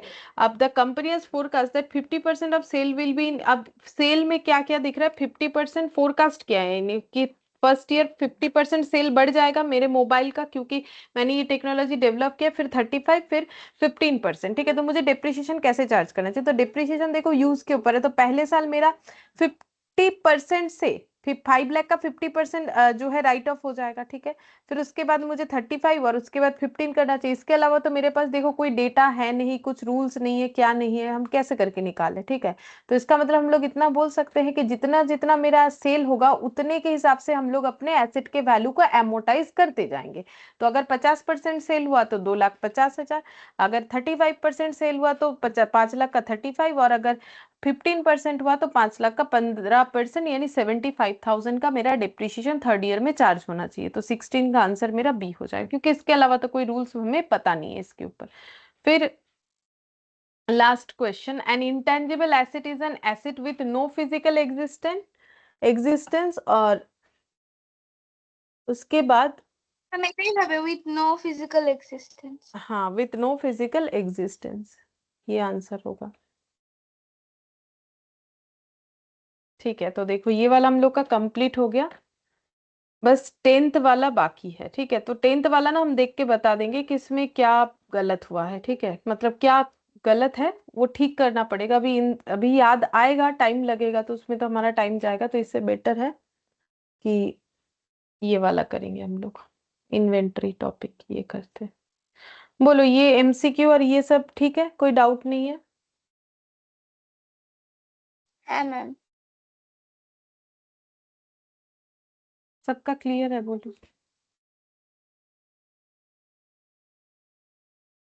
बोलो। हाँ ইয়েস ম্যাম। ठीक है, ताले इन्वेंटरी स्टार्ट करें,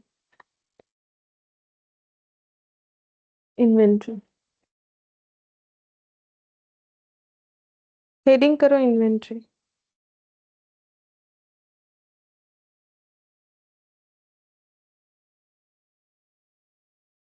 ये एक बार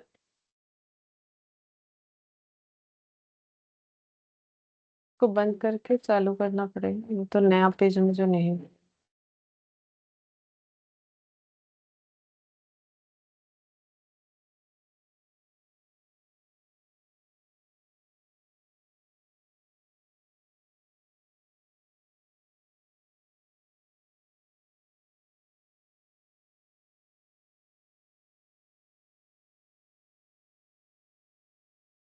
वैल्यूएशन ऑफ इन्वेंट्री पढ़ेंगे हम लोग।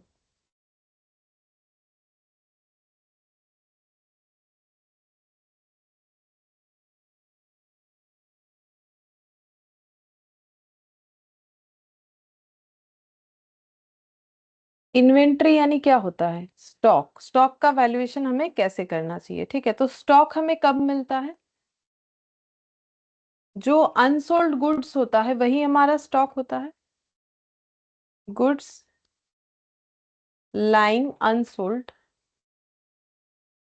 और सॉरी आर कॉल्ड इन्वेंट्री और stock.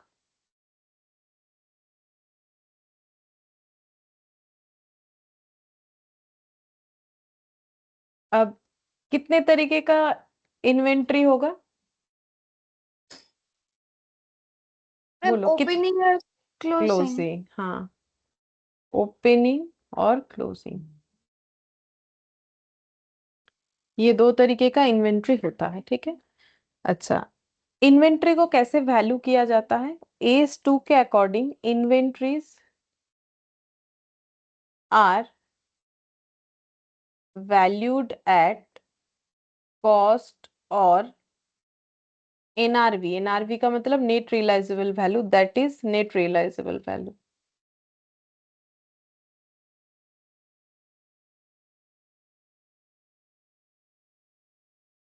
Which ever is lower,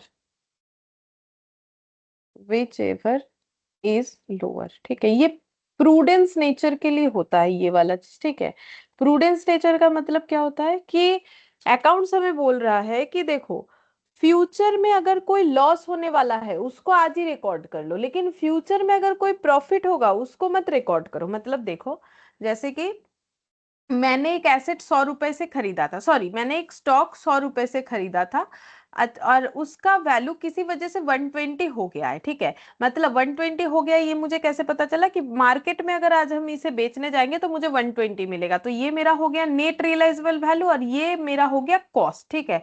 मैंने जितने से खरीदा वो मेरा कॉस्ट और मेरा एनआरवी 120। तो एएस2 मुझे क्या रिकमेंड कर रहा है कि अपने एसेट को, सॉरी स्टॉक को कैसे रिकॉर्ड करोगे? कॉस्ट और NRV which ever is lower. तो अगर हम ट्रेडिंग में क्लोजिंग स्टॉक लिखेंगे, मान लो ये मेरा क्लोजिंग स्टॉक है, तो मुझे कितने से रिकॉर्ड करना चाहिए? मैम 100। 100। रूल्स के हिसाब से 100 में रिकॉर्ड करना चाहिए, क्योंकि मेरा बोला है कि कॉस्ट और NRV which ever is lower. लेकिन मुझे तो पता है ना कि मुझे 20 रुपए और भी ज्यादा मिलेगा, मतलब मेरा नेट रियलाइजेबल वैल्यू 120 है। तो अब मुझे ये बोल रहा है कि देखो, ये 100 में, मतलब देखो ये मुझे लग रहा है अभी के सिचुएशन से कि मुझे ज्यादा मिलेगा, लेकिन फ्यूचर में मिलेगा ना, जब हम बेचेंगे तब मिलेगा, आज थोड़ी ना मिल रहा है। ये तो मेरा एस्टिमेशन है या सिचुएशन देख के हम सोच रहे हैं। तो फ्यूचर में होने वाले प्रॉफिट को आज रिकॉर्ड मत करना। ऐसा जो नेचर है उसे हम लोग बोलते हैं प्रूडेंस नेचर, ठीक है, अकाउंट्स में। तो ये प्रूडेंस नेचर की वजह से एएस2 ने ऐसा बोल रखा है। और उल्टा अगर हुआ, जैसे कि मान लो मेरा कॉस्ट था 120, एनआरवी हो गया मान लो उसका 100, स्टॉक का वैल्यू गिर गया, तो अब मुझे कितने से रिकॉर्ड करना चाहिए अकॉर्डिंग टू एएस2? 120 ना ना 100 ही तो बोलছে তাহলে। 100 ही होगा, क्योंकि मुझे तो बोल रहा है कॉस्ट और NRV which ever is lower. तो लोअर क्या है वो तो वैल्यू बताएगा, 100 लोअर है। अब इसमें भी प्रूडेंस नेचर आ रहा है। प्रूडेंस नेचर क्या बोल रहा है? देखो, फ्यूचर में अगर प्रॉफिट है तो उसको मत रिकॉर्ड करना, लेकिन फ्यूचर में अगर लॉस है तो उसे रिकॉर्ड करना, क्योंकि हम मेरा तो लॉस है ना, मेरा 120 का स्टॉक 100 का हो गया, मेरा लॉस है। अब मुझे लग रहा है कि मेरा 100 में बिकेगा जब हम बेचने जाएंगे, लेकिन हो सकता है कि उससे कम ज्यादा में भी बिके, लेकिन मुझे अभी के सिचुएशन से दिख रहा है 20 रुपए का लॉस। तो बोल रहा है कि लॉस को अभी रिकॉर्ड कर लो, ठीक है, तभी तो वो 100 में रिकॉर्ड हुआ। और प्रॉफिट को मत रिकॉर्ड करना, जब प्रॉफिट होगा तब रिकॉर्ड करना, बट लॉस अगर नहीं भी हुआ है तो उसे रिकॉर्ड कर लेना। मतलब ये ह्यूमन बीइंग के नेचर के साथ मिलता है, जैसे कि हम लोग क्या है ना, कुछ अच्छा नहीं सोच सकते हैं। मतलब अगर अच्छा भी एग्जाम देख के आएंगे, हम अपने लिए भी बोल रहे हैं, ठीक है, चलो हम ऐसा नहीं बोल रहे कि तुम लोग ही ऐसा करते हो, सब कोई करता है, ठीक है, अच्छा एग्जाम देख के आओगे, कोई पूछेगा कैसा हुआ, अच्छा होने से भी अच्छा हुआ बोलोगे, हुआ है, ठीक ठाक हुआ है, ठीक है, ऐसे बोलोगे, ठीक है, मतलब वही प्रूडेंस नेचर, ठीक है। लेकिन अगर खराब हुआ, ठीक है, तो फिर मेरा क्या होगा, ये वो, मतलब फिर कैलकुलेशन करना, बैठ जाना, ये सब होता है, ठीक है। तो वही चीज कि देखो, हम लोग कुछ खराब होगा ये बहुत जल्दी सोच लेते हैं, लेकिन कुछ अच्छा होगा ये हम लोग नहीं सोच सकते जल्दी से, ठीक है। नॉर्मली वो पॉजिटिव नेगेटिव का बात हो रहा है, तो क्योंकि ह्यूमन बीइंग ने अकाउंट्स बनाए हैं, तो देख लो वही चीज यहाँ पर भी लागू हो गया है कि फ्यूचर का प्रॉफिट रिकॉर्ड मत करो, फ्यूचर का लॉस है रिकॉर्ड करो। तो उस बेसिस पे एस टू बना हुआ है। तो स्टॉक हमें कैसे रिकॉर्ड करना होता है, कॉस्ट और NRV which ever is lower पे रिकॉर्ड करना पड़ता है। बोलो यहां तक बात समझ में आया, ये 3 पॉइंट? हाँ मैम। यस। ठीक है। अच्छा, नेक्स्ट देखो, कुछ फॉर्मूला लिख देते, एक ही फॉर्मूला है, उसका ही अलग अलग पोर्शन लिख देते हैं। जैसे कि सेल्स का मतलब क्या होता है, सेल्स का मतलब कॉस्ट प्लस प्रॉफिट होता है। या फिर और एक चीज भी हो सकता है, जरूरी तो नहीं है कि बेच के मेरा प्रॉफिट ही हुआ है, बेच के तो मेरा लॉस भी तो हो सकता है, बिजनेस है, देखो प्रॉफिट लॉस कुछ भी हो सकता है। तो फिर उस केस में सेल्स इक्वल टू क्या हो जाएगा अगर लॉस हुआ तो?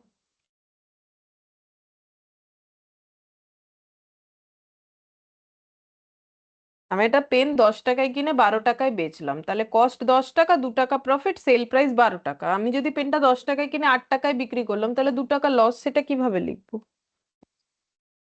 Ma'am cost minus loss. Hmm, cost minus loss. ऐसा तो जब तुम लोग कॉमर्स नहीं पढ़े थे तब भी बचपन में मैथ्स वगैरह में तो किए होगे ये चीज, है ना। अच्छा, अब इससे हम लोग बोल सकते हैं कि प्रॉफिट इक्वल टू और कॉस्ट इक्वल टू क्या हो जाएगा, इससे हम लोग बोल सकते हैं प्रॉफिट इक्वल टू क्या होगा, बोलो, इससे डिराइव करके बोलो, प्रॉफिट इक्वल टू क्या होगा? Ma'am sales minus cost. Sales minus cost.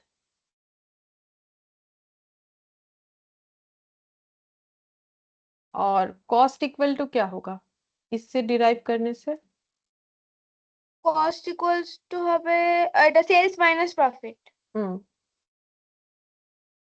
Sales minus profit, ठीक है, सेम तरीके से इसका भी निकालेंगे। अच्छा लिखो तुम लोग, एक सेकंड।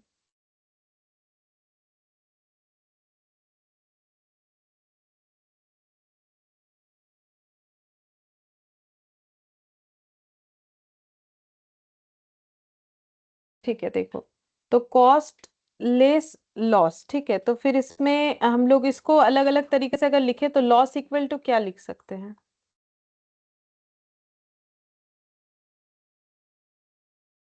कॉस्ट लेस सेल्स, ठीक है। और क्या लिख सकते हैं?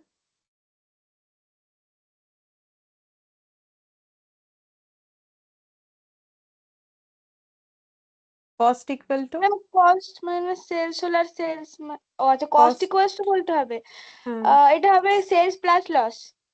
हाँ, तो ये देखो, ये कर ही लोगे, ये कोई बड़ा बात नहीं है। अगर ये मुझे पता है तो इससे ये सब ऑटोमेटिकली डिराइव हो जाएगा, तुम लोग इक्वेशन के वैल्यूज को इधर उधर करके निकाल ही सकते हो, ठीक है। अब मुझे अगर कभी पूछ लिया कि प्रॉफिट ऑन कॉस्ट क्या होगा, तो कैसे निकालते हैं? प्रॉफिट ऑन कॉस्ट, तो ये होता है profit by cost into 100। Profit on cell,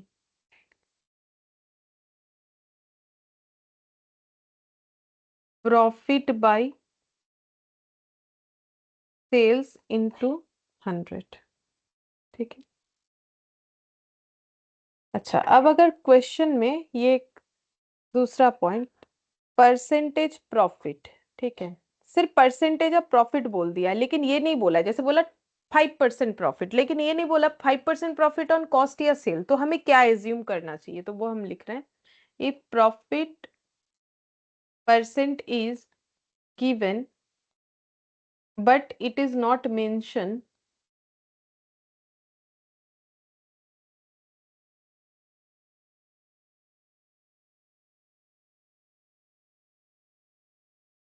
that whether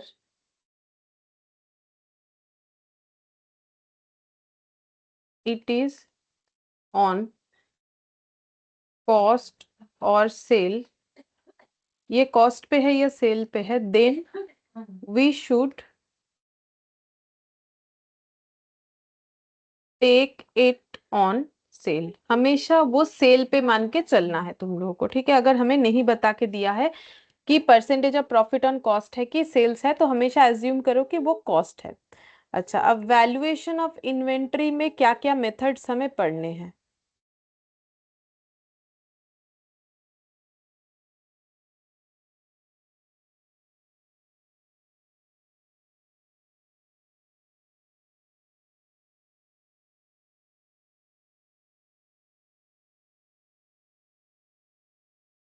historical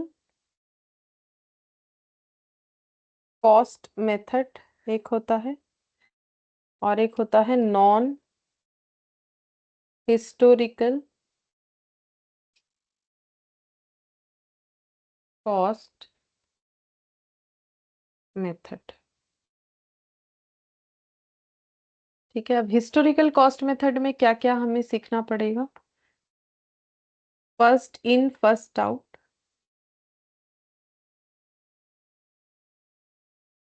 यानी कि FIFO. Weighted average,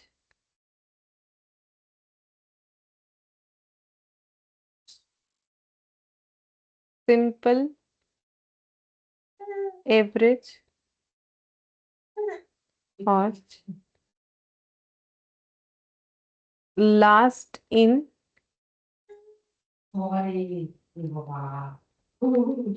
first out, LIFO.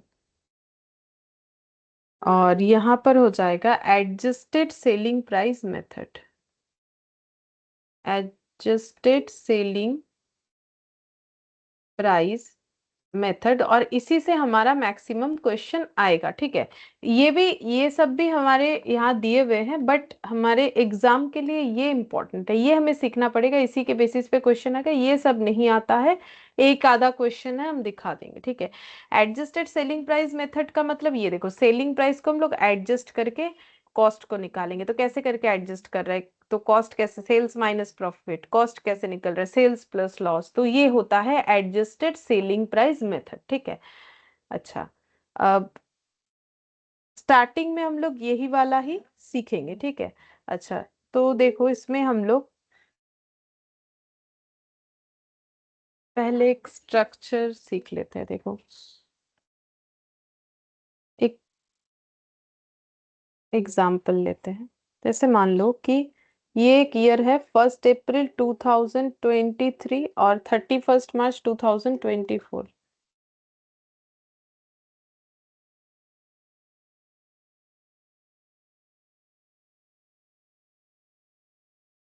तो यहाँ मान लो,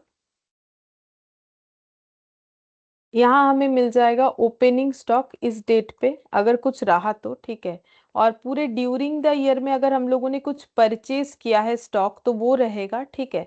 प्लस हम लोग यहाँ पर कर देंगे डायरेक्ट एक्सपेंस। अब डायरेक्ट एक्सपेंसेस क्या होता है, गुड्स को परचेज करने के लिए जो भी हमारा एंसिलरी एक्सपेंसेस होता है, मतलब वो एक्सपेंसेस जो गुड्स को अपने सेलेबल कंडीशन, जैसे देखो फिक्स्ड एसेट के लिए क्या था, fixed asset ready to use के पहले जो भी खर्चा होगा वो फिक्स्ड एसेट के कॉस्ट में ऐड हो जाएगा। सिमिलर तरीके से गुड्स को सेलेबल कंडीशन में लाने के पहले, मतलब जैसे कि godown, up to godown ऐसे बोलते हैं, ठीक है।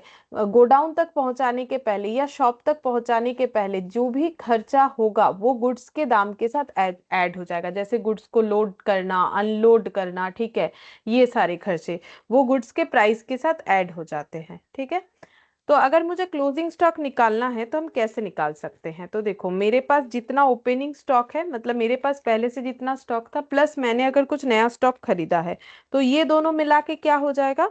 ये दोनों मिला के हो जाएगा गुड्स अवेलेबल फॉर सेल। मेरे पास कितना गुड्स है जो कि हम बेचने के लिए अवेलेबल रखे हैं, गुड्स अवेलेबल फॉर सेल, ये दोनों मिला के हो जाएगा गुड्स अवेलेबल फॉर सेल। लिखो।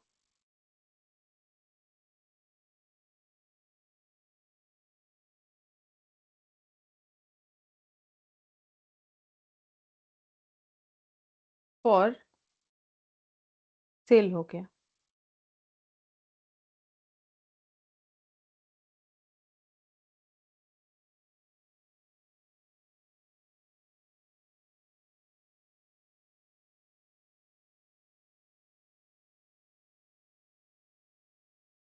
गुड्स अवेलेबल फॉर सेल, और माइनस क्या करेंगे? माइनस यहाँ पर करना पड़ेगा कॉस्ट ऑफ गुड्स सोल्ड, ठीक है। हम लोगों ने जितना स्टॉक बेच दिया, देखो मेरे पास इतना स्टॉक अवेलेबल था, ठीक है, उसमें से मैंने जो स्टॉक बेच दिया, उसके बाद जो मेरे पास पड़ा हुआ है वो मेरा होता है क्लोजिंग स्टॉक, ठीक है। लेकिन मैंने जो गुड्स बेच दिया उसको अगर तुम लोग बोल दोगे सेल, जैसे मान लो ये तुम लोगों ने माइनस करके लिख दिया सेल, एक बात बोल रहे हैं, जैसे माइनस करके लिख दिया सेल, तो ये गलत बात हो जाएगा। माइनस करके कॉस्ट ऑफ गुड्स सोल्ड लिखना है। क्यों? क्योंकि ओपनिंग स्टॉक, परचेज, ठीक है, ये सब मेरा कॉस्ट वैल्यू में दिखेगा। तो कॉस्ट के साथ कॉस्ट लेस होना चाहिए ना। अगर हम कॉस्ट के साथ सेल वैल्यू लेस कर देंगे तो फिर मेरा आंसर कहाँ से आएगा? क्योंकि सेल का मतलब तो उसमें cost plus profit add on होता है ना।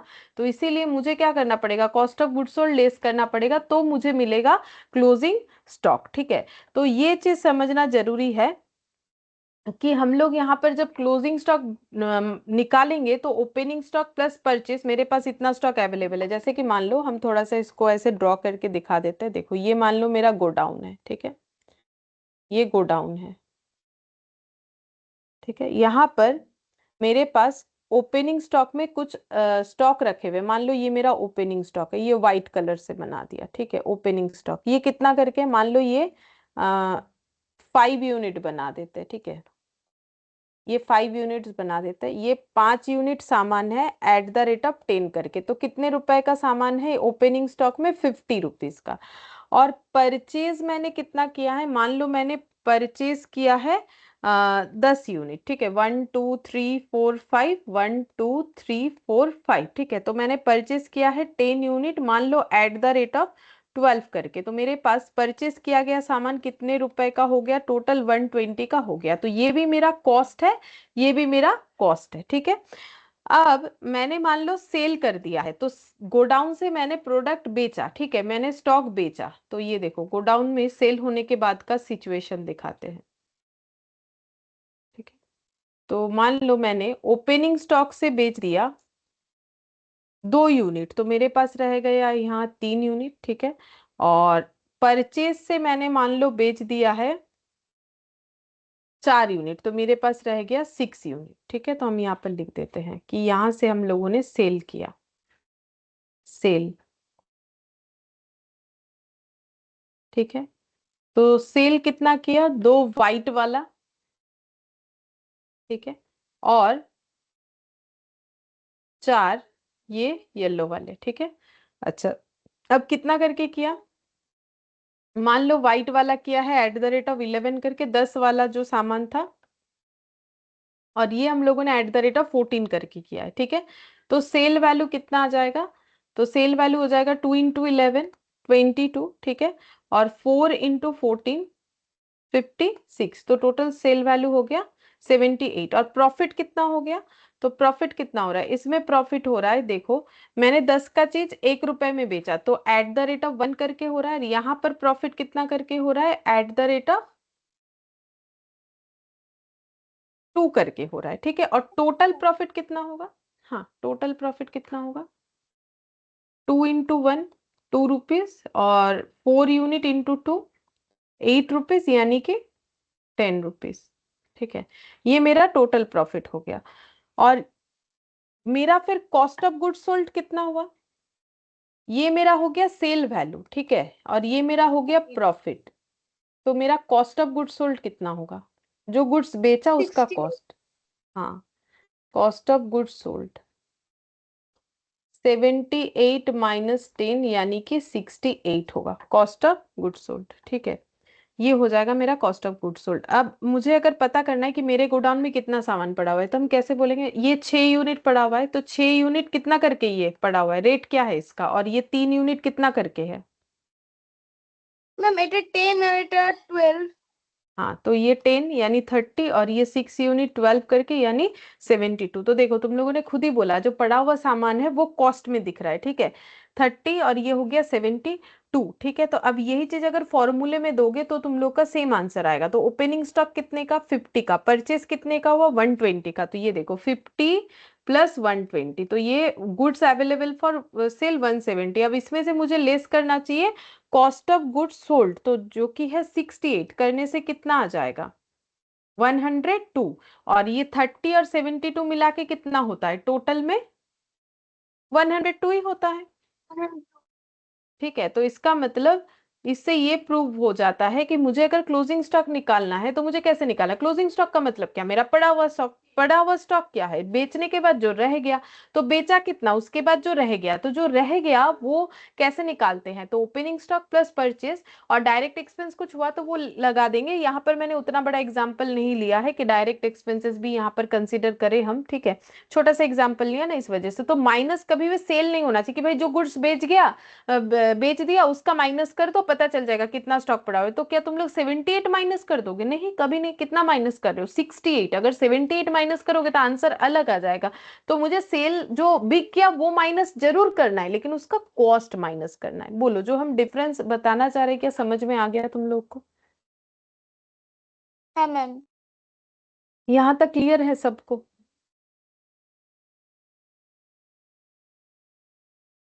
हाँ मैम। ठीक है, तो फिर अब हम लोग जो है ये ऐसे करके तुम लोग ट्रेडिंग भी बनाते हो। ये मत सोचो कि मैंने ये स्टेटमेंट में लिख दिया तो कुछ अलग लिख दिया, नहीं। लेकिन हमें यहाँ क्वेश्चन स्टेटमेंट में ही करना है। बाकी ट्रेडिंग ये देखो, टू ओपनिंग स्टॉक कितना लिखते हैं 50, टू परचेज कितना लिखोगे 120, बाई सेल्स कितना लिखोगे 78। ठीक है, टू जीपी और बाई क्लोजिंग स्टॉक। तो यहाँ पर क्लोजिंग स्टॉक कितना लिखोगे 60, सॉरी क्लोजिंग स्टॉक 102। ये प्रॉफिट कितना आ जाएगा 10। ठीक है, तब जाके इधर दोनों साइड टैली हो जाएगा 180 180। वही कंसेप्ट है, opening stock plus purchase minus क्या करना है, माइनस करना है 102। ठीक है, सॉरी मुझे अगर 102 निकालना है तो माइनस क्या करना है, ओपनिंग स्टॉक प्लस परचेज, और माइनस उससे करना है कॉस्ट ऑफ गुड सोल्ड। वो कहाँ से मिलेगा, तो ये उस 78 से अगर 10 लेस कर दोगे तो पता चल जाएगा कॉस्ट ऑफ गुड सोल्ड 68, और उसको यहाँ लेस कर दोगे तो पता चल जाएगा। क्योंकि देखो अगर इसको थोड़ा मैथमेटिकली समझते हैं तो मैंने अगर 78 से 10 लेस कर दिया, क्योंकि होगा वो लेजर का इधर है और इधर है तो ये आपस में लेस ही होगा 78 और 10, तो फिर ये 68 इधर आ जाएगा, तो फिर इधर का डेटा तो लेस ही होगा ना। और एक चीज भी समझो कि मेरा ये क्या है, ये कॉस्ट है। देखो ये मेरा कॉस्ट है, कॉस्ट मतलब मेरे पॉकेट से खर्चा करके जो मैंने खरीदा। ठीक है, ये भी मेरा कॉस्ट है, ये भी मेरा कॉस्ट है। ठीक है, और सिर्फ ये मेरा क्या है पता है, सेल वैल्यू, जहां पर मेरा कॉस्ट प्लस प्रॉफिट जुड़ा है, और वही वाला प्रॉफिट जो है वो ये वाला है। ठीक है, तो ट्रेडिंग का कंसेप्ट इस तरीके से होता है, कैसे क्लोजिंग स्टॉक निकल के आता है। बाकी हम लोग को यहाँ पर ना स्टेटमेंट फॉर्मेट में ही करना है, तो हम फॉर्मेट लिखवा देते हैं। फॉर्मेट कैसे होगा,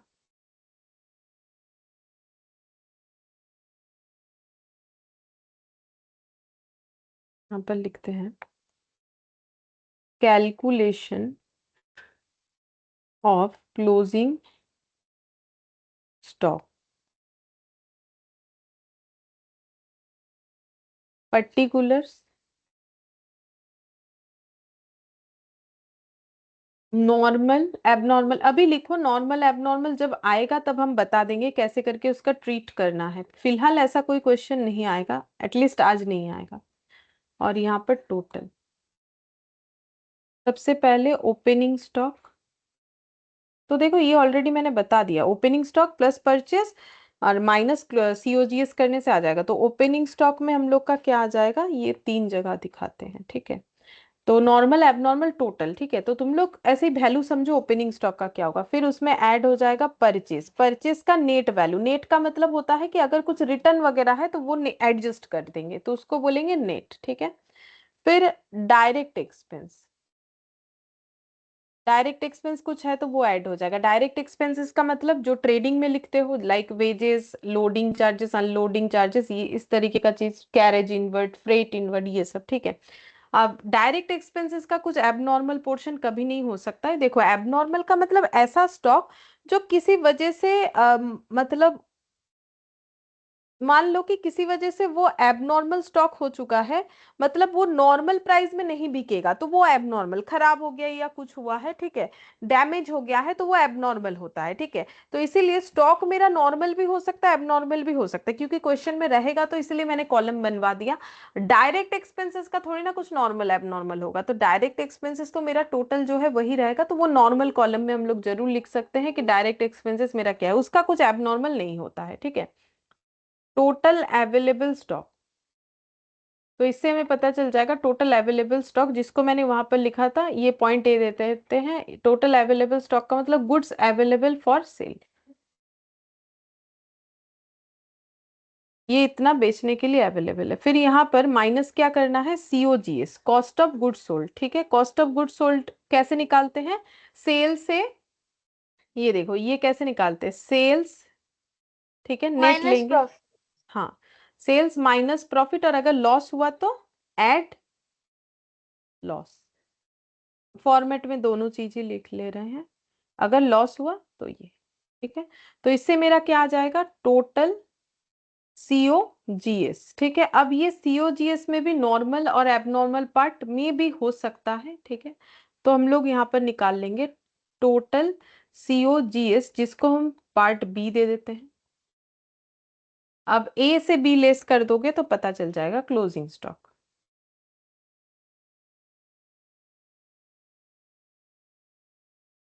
ए से बी अगर लेस कर दोगे तो पता चल जाएगा कि मेरा क्लोजिंग स्टॉक कितना है, ठीक है। तो यही तो मैंने ऊपर भी बोला था।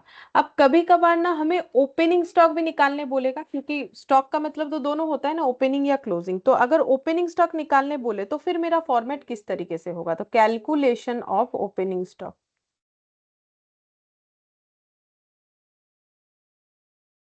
पर्टिकुलर्स, नॉर्मल, एबनॉर्मल,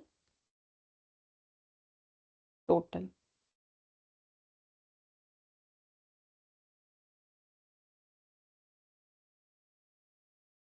तो ओपनिंग स्टॉक कैसे निकाल सकते हो, तो इस इक्वेशन को उल्टा सीधा कर लो, पता चल जाएगा। ओपनिंग स्टॉक निकालने के लिए क्या होगा, ओपनिंग स्टॉक इधर रह जाएगा, बाकी डेटा उधर चला जाएगा।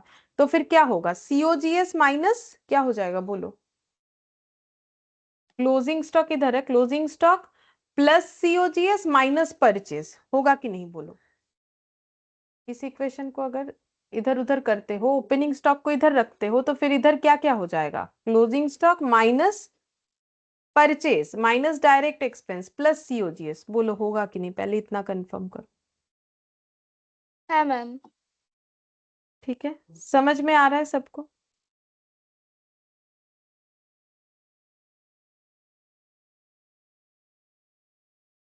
क्लोजिंग स्टॉक ऐड करेंगे सीओजीएस,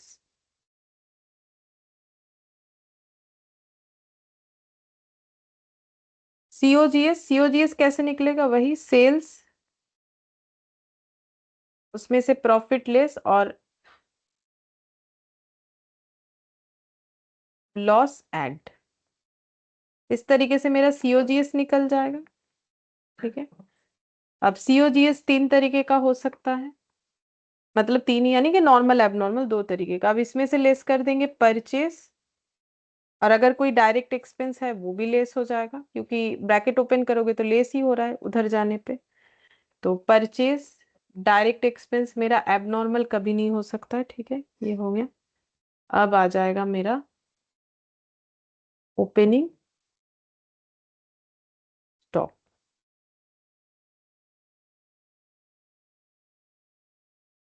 बोलो यहाँ तक अगर क्लियर है तो अब हम लोग क्वेश्चन करना स्टार्ट कर सकते हैं। पहले मुझे जस्ट कंफर्म कर दो कि यहाँ तक सबको समझ में आ रहा है कि हम लोग क्या पढ़ने वाले हैं। हाँ मैम।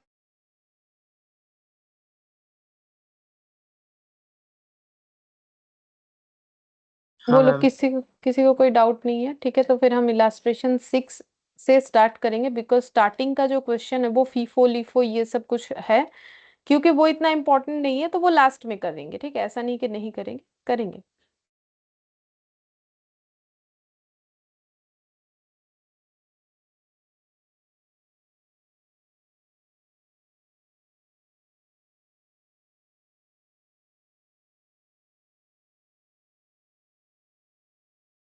यहाँ से देखो, बोल रहा है कि Messrs X Y and Z are in retail business, following information are obtain from their records for the year ended 31 March 2022।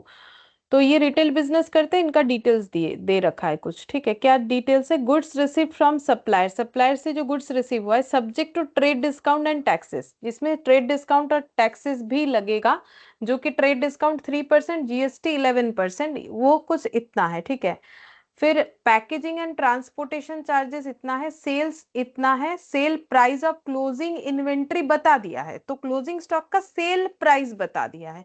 Find out the non historical cost of inventories using adjusted selling price method. तो adjusted selling price method का मतलब ही non historical है। देखो मैंने यहाँ पर जो table बनाए वहां पर ऑलरेडी दिखा दिया। नॉन हिस्टोरिकल कॉस्ट का मतलब होता है एडजस्टेड सेलिंग प्राइस मेथड। तो हमें क्या बताना है?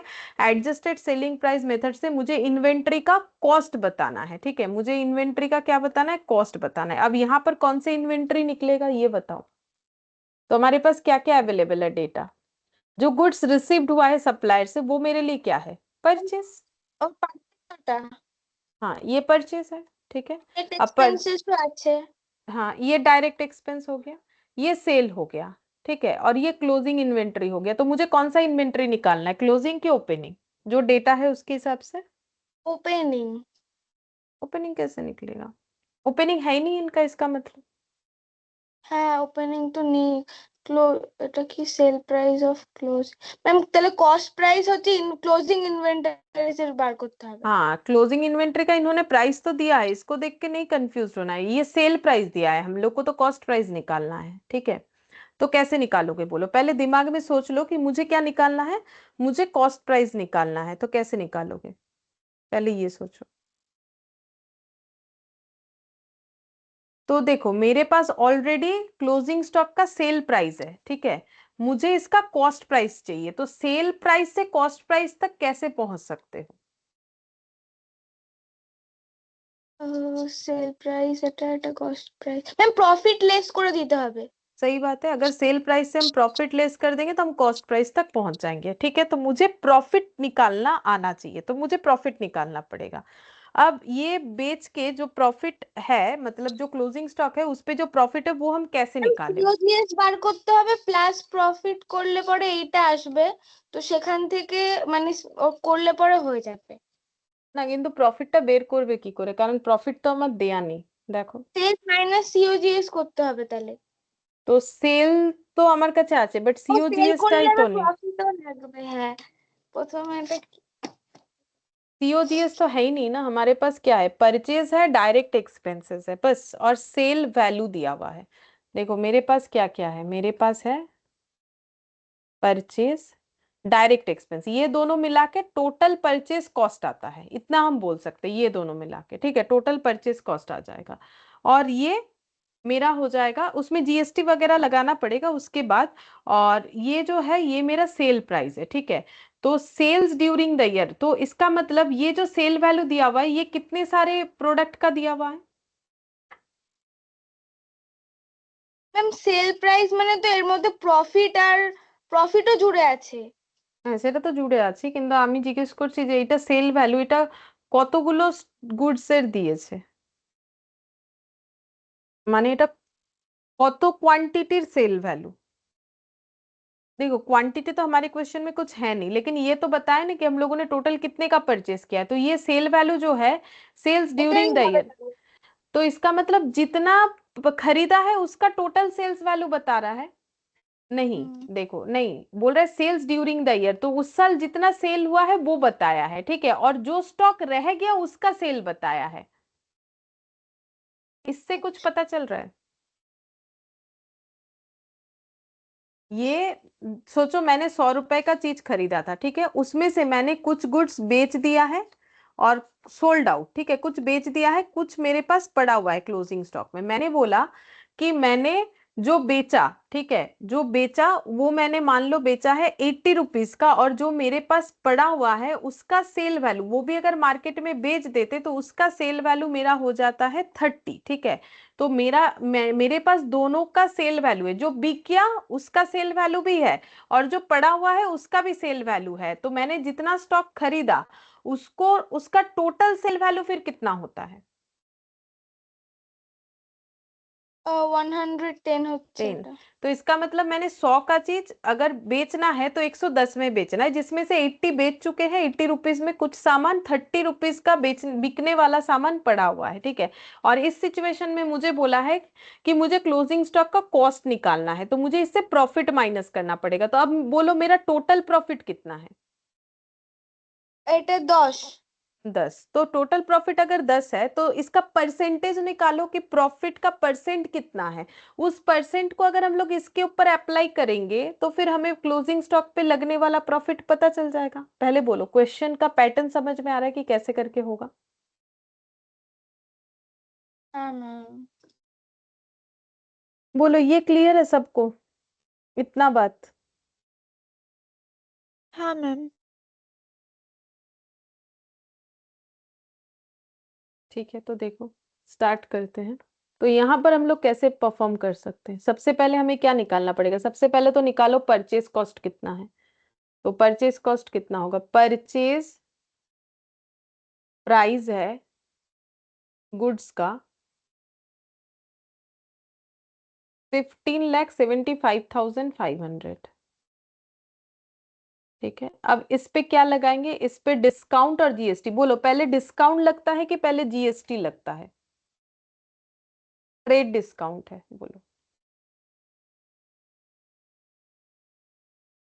ম্যাম तुम लोग জিএস नहीं, थोड़ा सोचो। पहले मान लो तुम लोगों ने एक 20,000 का मोबाइल खरीदा, अब दुकानदार बोल रहे हैं ना आपको इस पे 2% का ও डिस्काउंट ট্রেড मिल जाएगा। ডিসকাউন্ট এটা ক্যাশ ডিসকাউন্ট তো পরে হ্যাঁ ট্রেড ডিসকাউন্ট ম্যাম আগে লাগে हाँ, मतलब তারপরে वो बोल देगा कि 20,000 के मोबाइल पे आपको 2% का डिस्काउंट मिलेगा, यानी 400 रुपए होगा, ठीक है। फिर आपका जो प्राइस होगा उसके ऊपर आपको जीएसटी देना पड़ेगा। तो पहले डिस्काउंट तो वो तो दुकानदार देगा ना, वो डिस्काउंट हटाने के बाद हमें जीएसटी देना होता है। जो परचेज प्राइस होता है उस पर जीएसटी देना पड़ता है।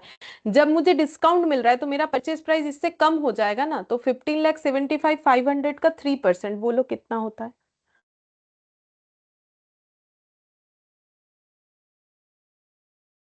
ম্যাম 47,265 और माइनस भी करके बता दो कितना आ रहा है। 15,28,235 अब जीएसटी तो देना पड़ेगा इस पे, तो जीएसटी क्या होगा? ऐड, ट्रेड डिस्काउंट तो लेस होगा ना, तो जीएसटी देना है तो फिर ऐड होगा, 11% जीएसटी देना है, तो बोलो कितना हो जाएगा? इस पे 11% लगाओ। 168, 1,68,100, 5.8, तो 106, तो ऐड करने से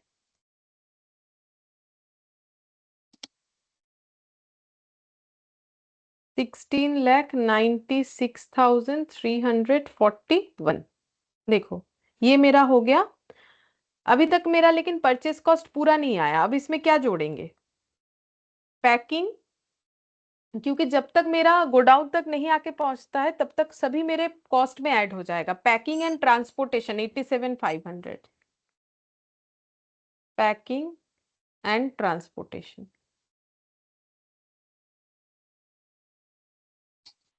87,500। तो जो गुड्स मैंने खरीदा वो एक्चुअली मेरे को कितने का पड़ा?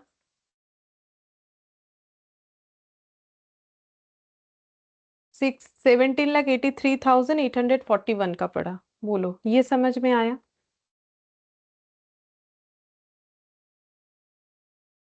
हाँ मैम। ये सबको समझ में आ रहा है? सब कोई हाँ ना नहीं बोल रहे हो?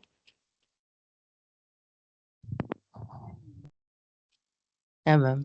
अच्छा, अब देखो, सेल्स वैल्यू दिया हुआ है, ये गुड्स का जो बिका हमारा सेल्स वैल्यू, मतलब ये स्टॉक लेके हम लोग गोडाउन में पहुंच गए, सारा स्टॉक डाल दिया 17,83,841 का, अब हम लोग बेचना स्टार्ट किए। तो इस तरीके से सोचो, तो हम लोगों ने सेल्स किया ड्यूरिंग द ईयर को कितने का? 22,45,000 का हम लोगों ने स्टॉक बेच दिया, ठीक है, ये हमें पता है, क्वेश्चन दे रखा है। और जो बचा हुआ स्टॉक है वो जब बिकेगा उसका सेल वैल्यू दे दिया है 2,35,000। तो यहाँ पर लिख देते हैं, ऐड कर देते हैं, sale value of closing stock जो कि है 2,35,000। तो जो स्टॉक मैंने टोटल गोडाउन में भरा इसका, ठीक है, ये बिक अगर पूरा बिक जाता है तो फिर मेरा टोटल सेल वैल्यू कितना होगा? जैसे total cost of goods purchase, तो टोटल सेल वैल्यू कितना हो रहा है?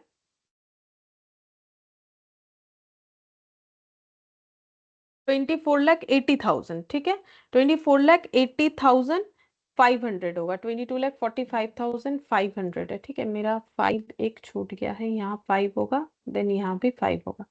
तो अब मुझे एक चीज बोलो कि ये पूरा स्टॉक बेच के जब बिकेगा, पूरा बिका नहीं है अलग बात है, पूरा स्टॉक पे प्रॉफिट कितना है जो खरीदा? बोलो प्रॉफिट कितना है? मैंने इतने रुपए से स्टॉक खरीदा, उसमें से इतने रुपए में बेच दिया, और जो बचा हुआ है वो इतने रुपए में बिक जाएगा, तो मेरा टोटल सेल वैल्यू इस टोटल परचेज का इतना है, तो मेरा टोटल प्रॉफिट कितना होगा? এক্ষুনি তো একটা ছোট্ট এক্সাম্পল দিয়েছিলাম, তখন বলতে পারলে, এখন কেন পারবে না?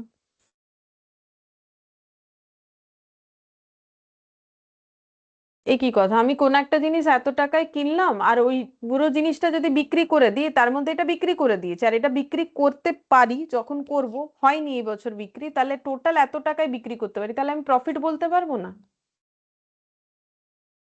ম্যাম 71 পয়েন্টে আসছে। পয়েন্ট? প্রফিটের ভ্যালু বলো, এটার সাথে এটা মাইনাস করলে পয়েন্ট কি করে আসবে?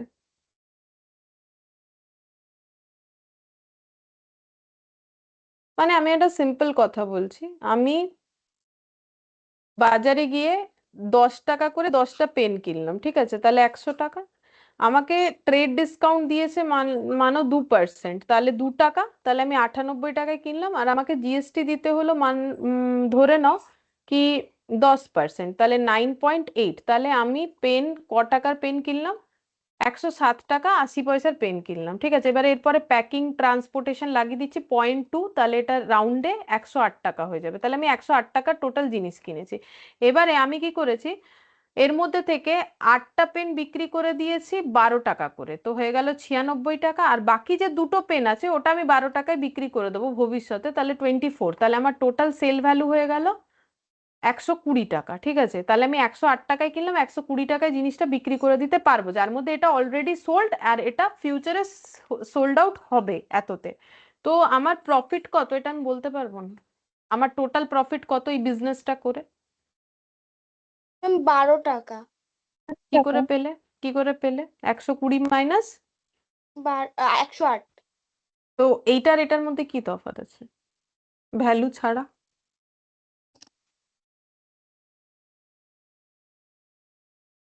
कुछ भी तो मैंने डिफरेंस नहीं किया, पूरा का पूरा डेटा अपने मन से ये वो लिख के तुरंत तुम लोग को बताया, तो हम तो यही पूछ रहे हैं कि बोलो फिर प्रॉफिट कितना है इस बिजनेस का, तो कैसे 6 निकाल? lakhs 96,659। हाँ,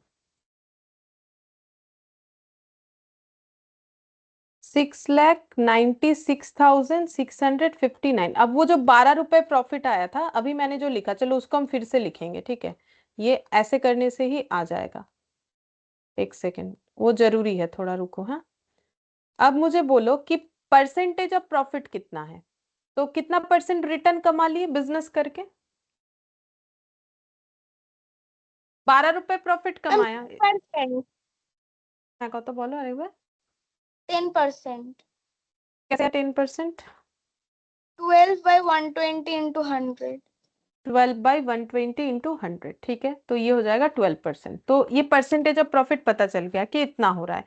अब यही परसेंटेज अब पूछ रहा है कि बोलो क्लोजिंग स्टॉक का कॉस्ट कितना है। वैसे तुम लोग को तो इस क्वेश्चन में पता है कॉस्ट कितना होगा, क्योंकि हम लोगों ने कितना, अच्छा चलो कॉस्ट निकाल लेते हैं। कैसे निकालेंगे, इसमें निकाल सकते हो बट वो जीएसटी वगैरह है तो टाइम लगेगा ना। तो देखो हम लोग कैसे निकाल सकते हैं, ये 24 मेरा क्लोजिंग स्टॉक है जो कि मेरा सेल वैल्यू है, इससे मुझे प्रॉफिट लेस करना पड़ेगा। तो 24 पे कितना मेरा प्रॉफिट कमाएंगे जब हम बेचेंगे 12%, तो 24 पे 12% का प्रॉफिट हटा दो तो पता चल जाएगा कितना कॉस्ट होगा। बोलो ये बात समझ में आया है?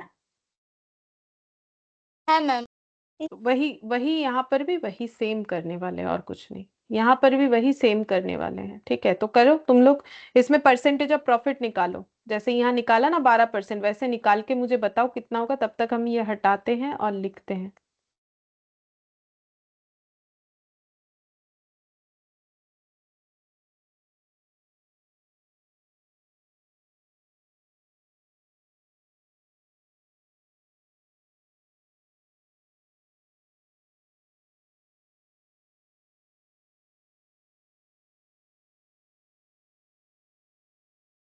बोलो अभी तक परसेंटेज ऑफ प्रॉफिट नहीं निकला? मैम 28.09। हाँ ठीक है, इससे टोटल प्रॉफिट, तो पहले टोटल प्रॉफिट 24,80,500 माइनस 17,83,841, 6,96,659। तो प्रॉफिट ऑन सेल, क्योंकि मैंने बोला है जब हमें कुछ ना पता चले हम लोग ऑलवेज प्रॉफिट ऑन सेल निकालते हैं। तो प्रॉफिट ऑन सेल निकालेंगे, वैसे मुझे सेल वैल्यू दिया है तो प्रॉफिट ऑन सेल निकालेंगे, वही मेरे लिए आसान होगा। चाहो तो कॉस्ट भी निकाल सकते हो लेकिन उसमें एक्स्ट्रा कैलकुलेशन करना पड़ेगा। तो प्रॉफिट है 6,96,659। ये प्रॉफिट हम लोगों ने कितना सेल वैल्यू पे कमाया है, 24,80,500 पे, तो जिससे आंसर आ रहा है 28.09%। तो इसका मतलब मुझे ये पता है कि प्रॉफिट मेरा इतना परसेंट है। तो फिर क्लोजिंग स्टॉक का जो कॉस्ट है वो कितना होगा, तो यहाँ पर लिखते हैं कैलकुलेशन ऑफ क्लोजिंग स्टॉक, ये कितना हो जाएगा। तो देखो मुझे पता है sale value of closing stock, अब इसमें से मुझे क्या निकालना पड़ेगा, प्रॉफिट, क्योंकि स्टार्टिंग में तो दिमाग में यही चलाया था ना कि मुझे इससे क्या माइनस करना है, प्रॉफिट। तो मुझे पता चल जाएगा कि कॉस्ट कितना होगा। तो प्रॉफिट माइनस करोगे, प्रॉफिट डायरेक्ट नहीं था तो इतना घुमा फिरा के तो करना पड़ेगा ना, थोड़ा घुमा फिरा के करना पड़ रहा है। बट तुम लोग अमाउंट पे जा रहे हो तो तुम लोग को लग रहा है कि कुछ बहुत ज्यादा डिफिकल्ट है, लेकिन अगर कुछ छोटा छोटा अमाउंट से बता देता तो तुम लोग को लगेगा कितना आसान है। तो अमाउंट पे मत जाओ, कंसेप्ट पे जाओ। तो ये कितना आ रहा है प्रॉफिट का परसेंटेज, ये सेल वैल्यू है तो सेल वैल्यू पे सेल वैल्यू का परसेंटेज लगा ही सकते हैं। बोलो कितना आ रहा है? मैम टोटल तो बोलते हैं मैम 66,012। अच्छा पहले माइनस कर ले, 8 9 ना 8 हो गया, আবার বোধ হয় 8 मैम 1,68,988। 88। तो ये मेरा हो गया कॉस्ट, कुछ भी ज्यादा डिफिकल्ट नहीं है। तुम लोग क्योंकि ये ट्रेड डिस्काउंट ये सब देके इतना बढ़ा दिया ऐसे लग रहा है, अगर तुम लोग को ये टोटल परचेस कॉस्ट दे देता और सेल वैल्यू इस तरीके से दे देता तो तुम लोग आसानी से निकाल लेते। तो यहाँ पर कुछ भी नहीं, हमें परचेस कॉस्ट नहीं दिया हुआ था तो हमें कैलकुलेट करना पड़ा कि ये मेरा परचेस कॉस्ट है और जो मैंने खरीदा उसको हम टोटल इतने में बेच सकते हैं, जिसमें से इतना बेच दिया है, इतने का क्लोजिंग स्टॉक जिसका हम सेल वैल्यू बता रहे हैं। मतलब क्वेश्चन मुझे बोल रहा है जो मेरे गोडाउन में पड़ा हुआ है ना उसका सेल वैल्यू इतना है, तो जो गोडाउन में पड़ा हुआ है उसका कॉस्ट कितना है, तो सेल वैल्यू से प्रॉफिट लेस करो। अब प्रॉफिट क्या होता है, प्रॉफिट कैसे पता करोगे, तो पहले पता करो जो बिका उस पे कितना प्रॉफिट कमाया। ठीक है, तो कैसे निकालोगे, तो जो बिका उसका कॉस्ट मुझे नहीं पता है, मुझे टोटल कॉस्ट पता है। तो मैंने टोटल सेल वैल्यू से टोटल कॉस्ट माइनस करके टोटल प्रॉफिट निकाल लिया और उसको परसेंटेज में ट्रांसफर कर दिया। और जैसे परसेंटेज में ट्रांसफर किया तो इस पे लगा के हम लोग निकाल सकते हैं, 1,68,988 आंसर आ रहा है। बोलो ये समझ में आ गया?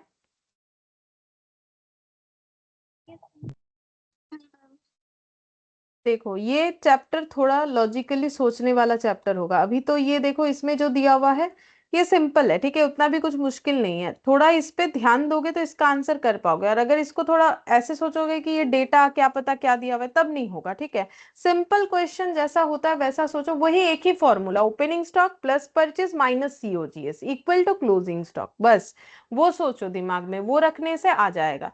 पहले ये सोचना है कि क्या कैसे करें ताकि मुझे कॉस्ट पता चले, फिर जो डेटा रहेगा उसके हिसाब से हमें प्रोसीड करना पड़ेगा। ठीक है, ठीक है, फिर आज हम लोग इतना ही करते हैं इसका, बाकी जो हम लोग नेक्स्ट क्लास में करेंगे। लेकिन तुम लोग अपने प्रैक्टिस के लिए, प्रैक्टिस मतलब चेक करके देख सकते हो रहा है कि नहीं, इलास्ट्रेशन 7 कर सकते हो, सेम कंसेप्ट के साथ होगा, सिर्फ 7 ही करके देख सकते हो। ठीक है, बाकी हम नहीं बोलेंगे, 7 ही देखो, बाकी जो है एबनॉर्मल वाला क्वेश्चन है, नॉर्मल एबनॉर्मल का कंसेप्ट आ जाएगा, वो तो मैंने बताया नहीं है, तो 7 वाला ट्राई करके देख सकते हो कि हो रहा है कि नहीं हो रहा है। ठीक है, फिर आज के लिए इतना ही।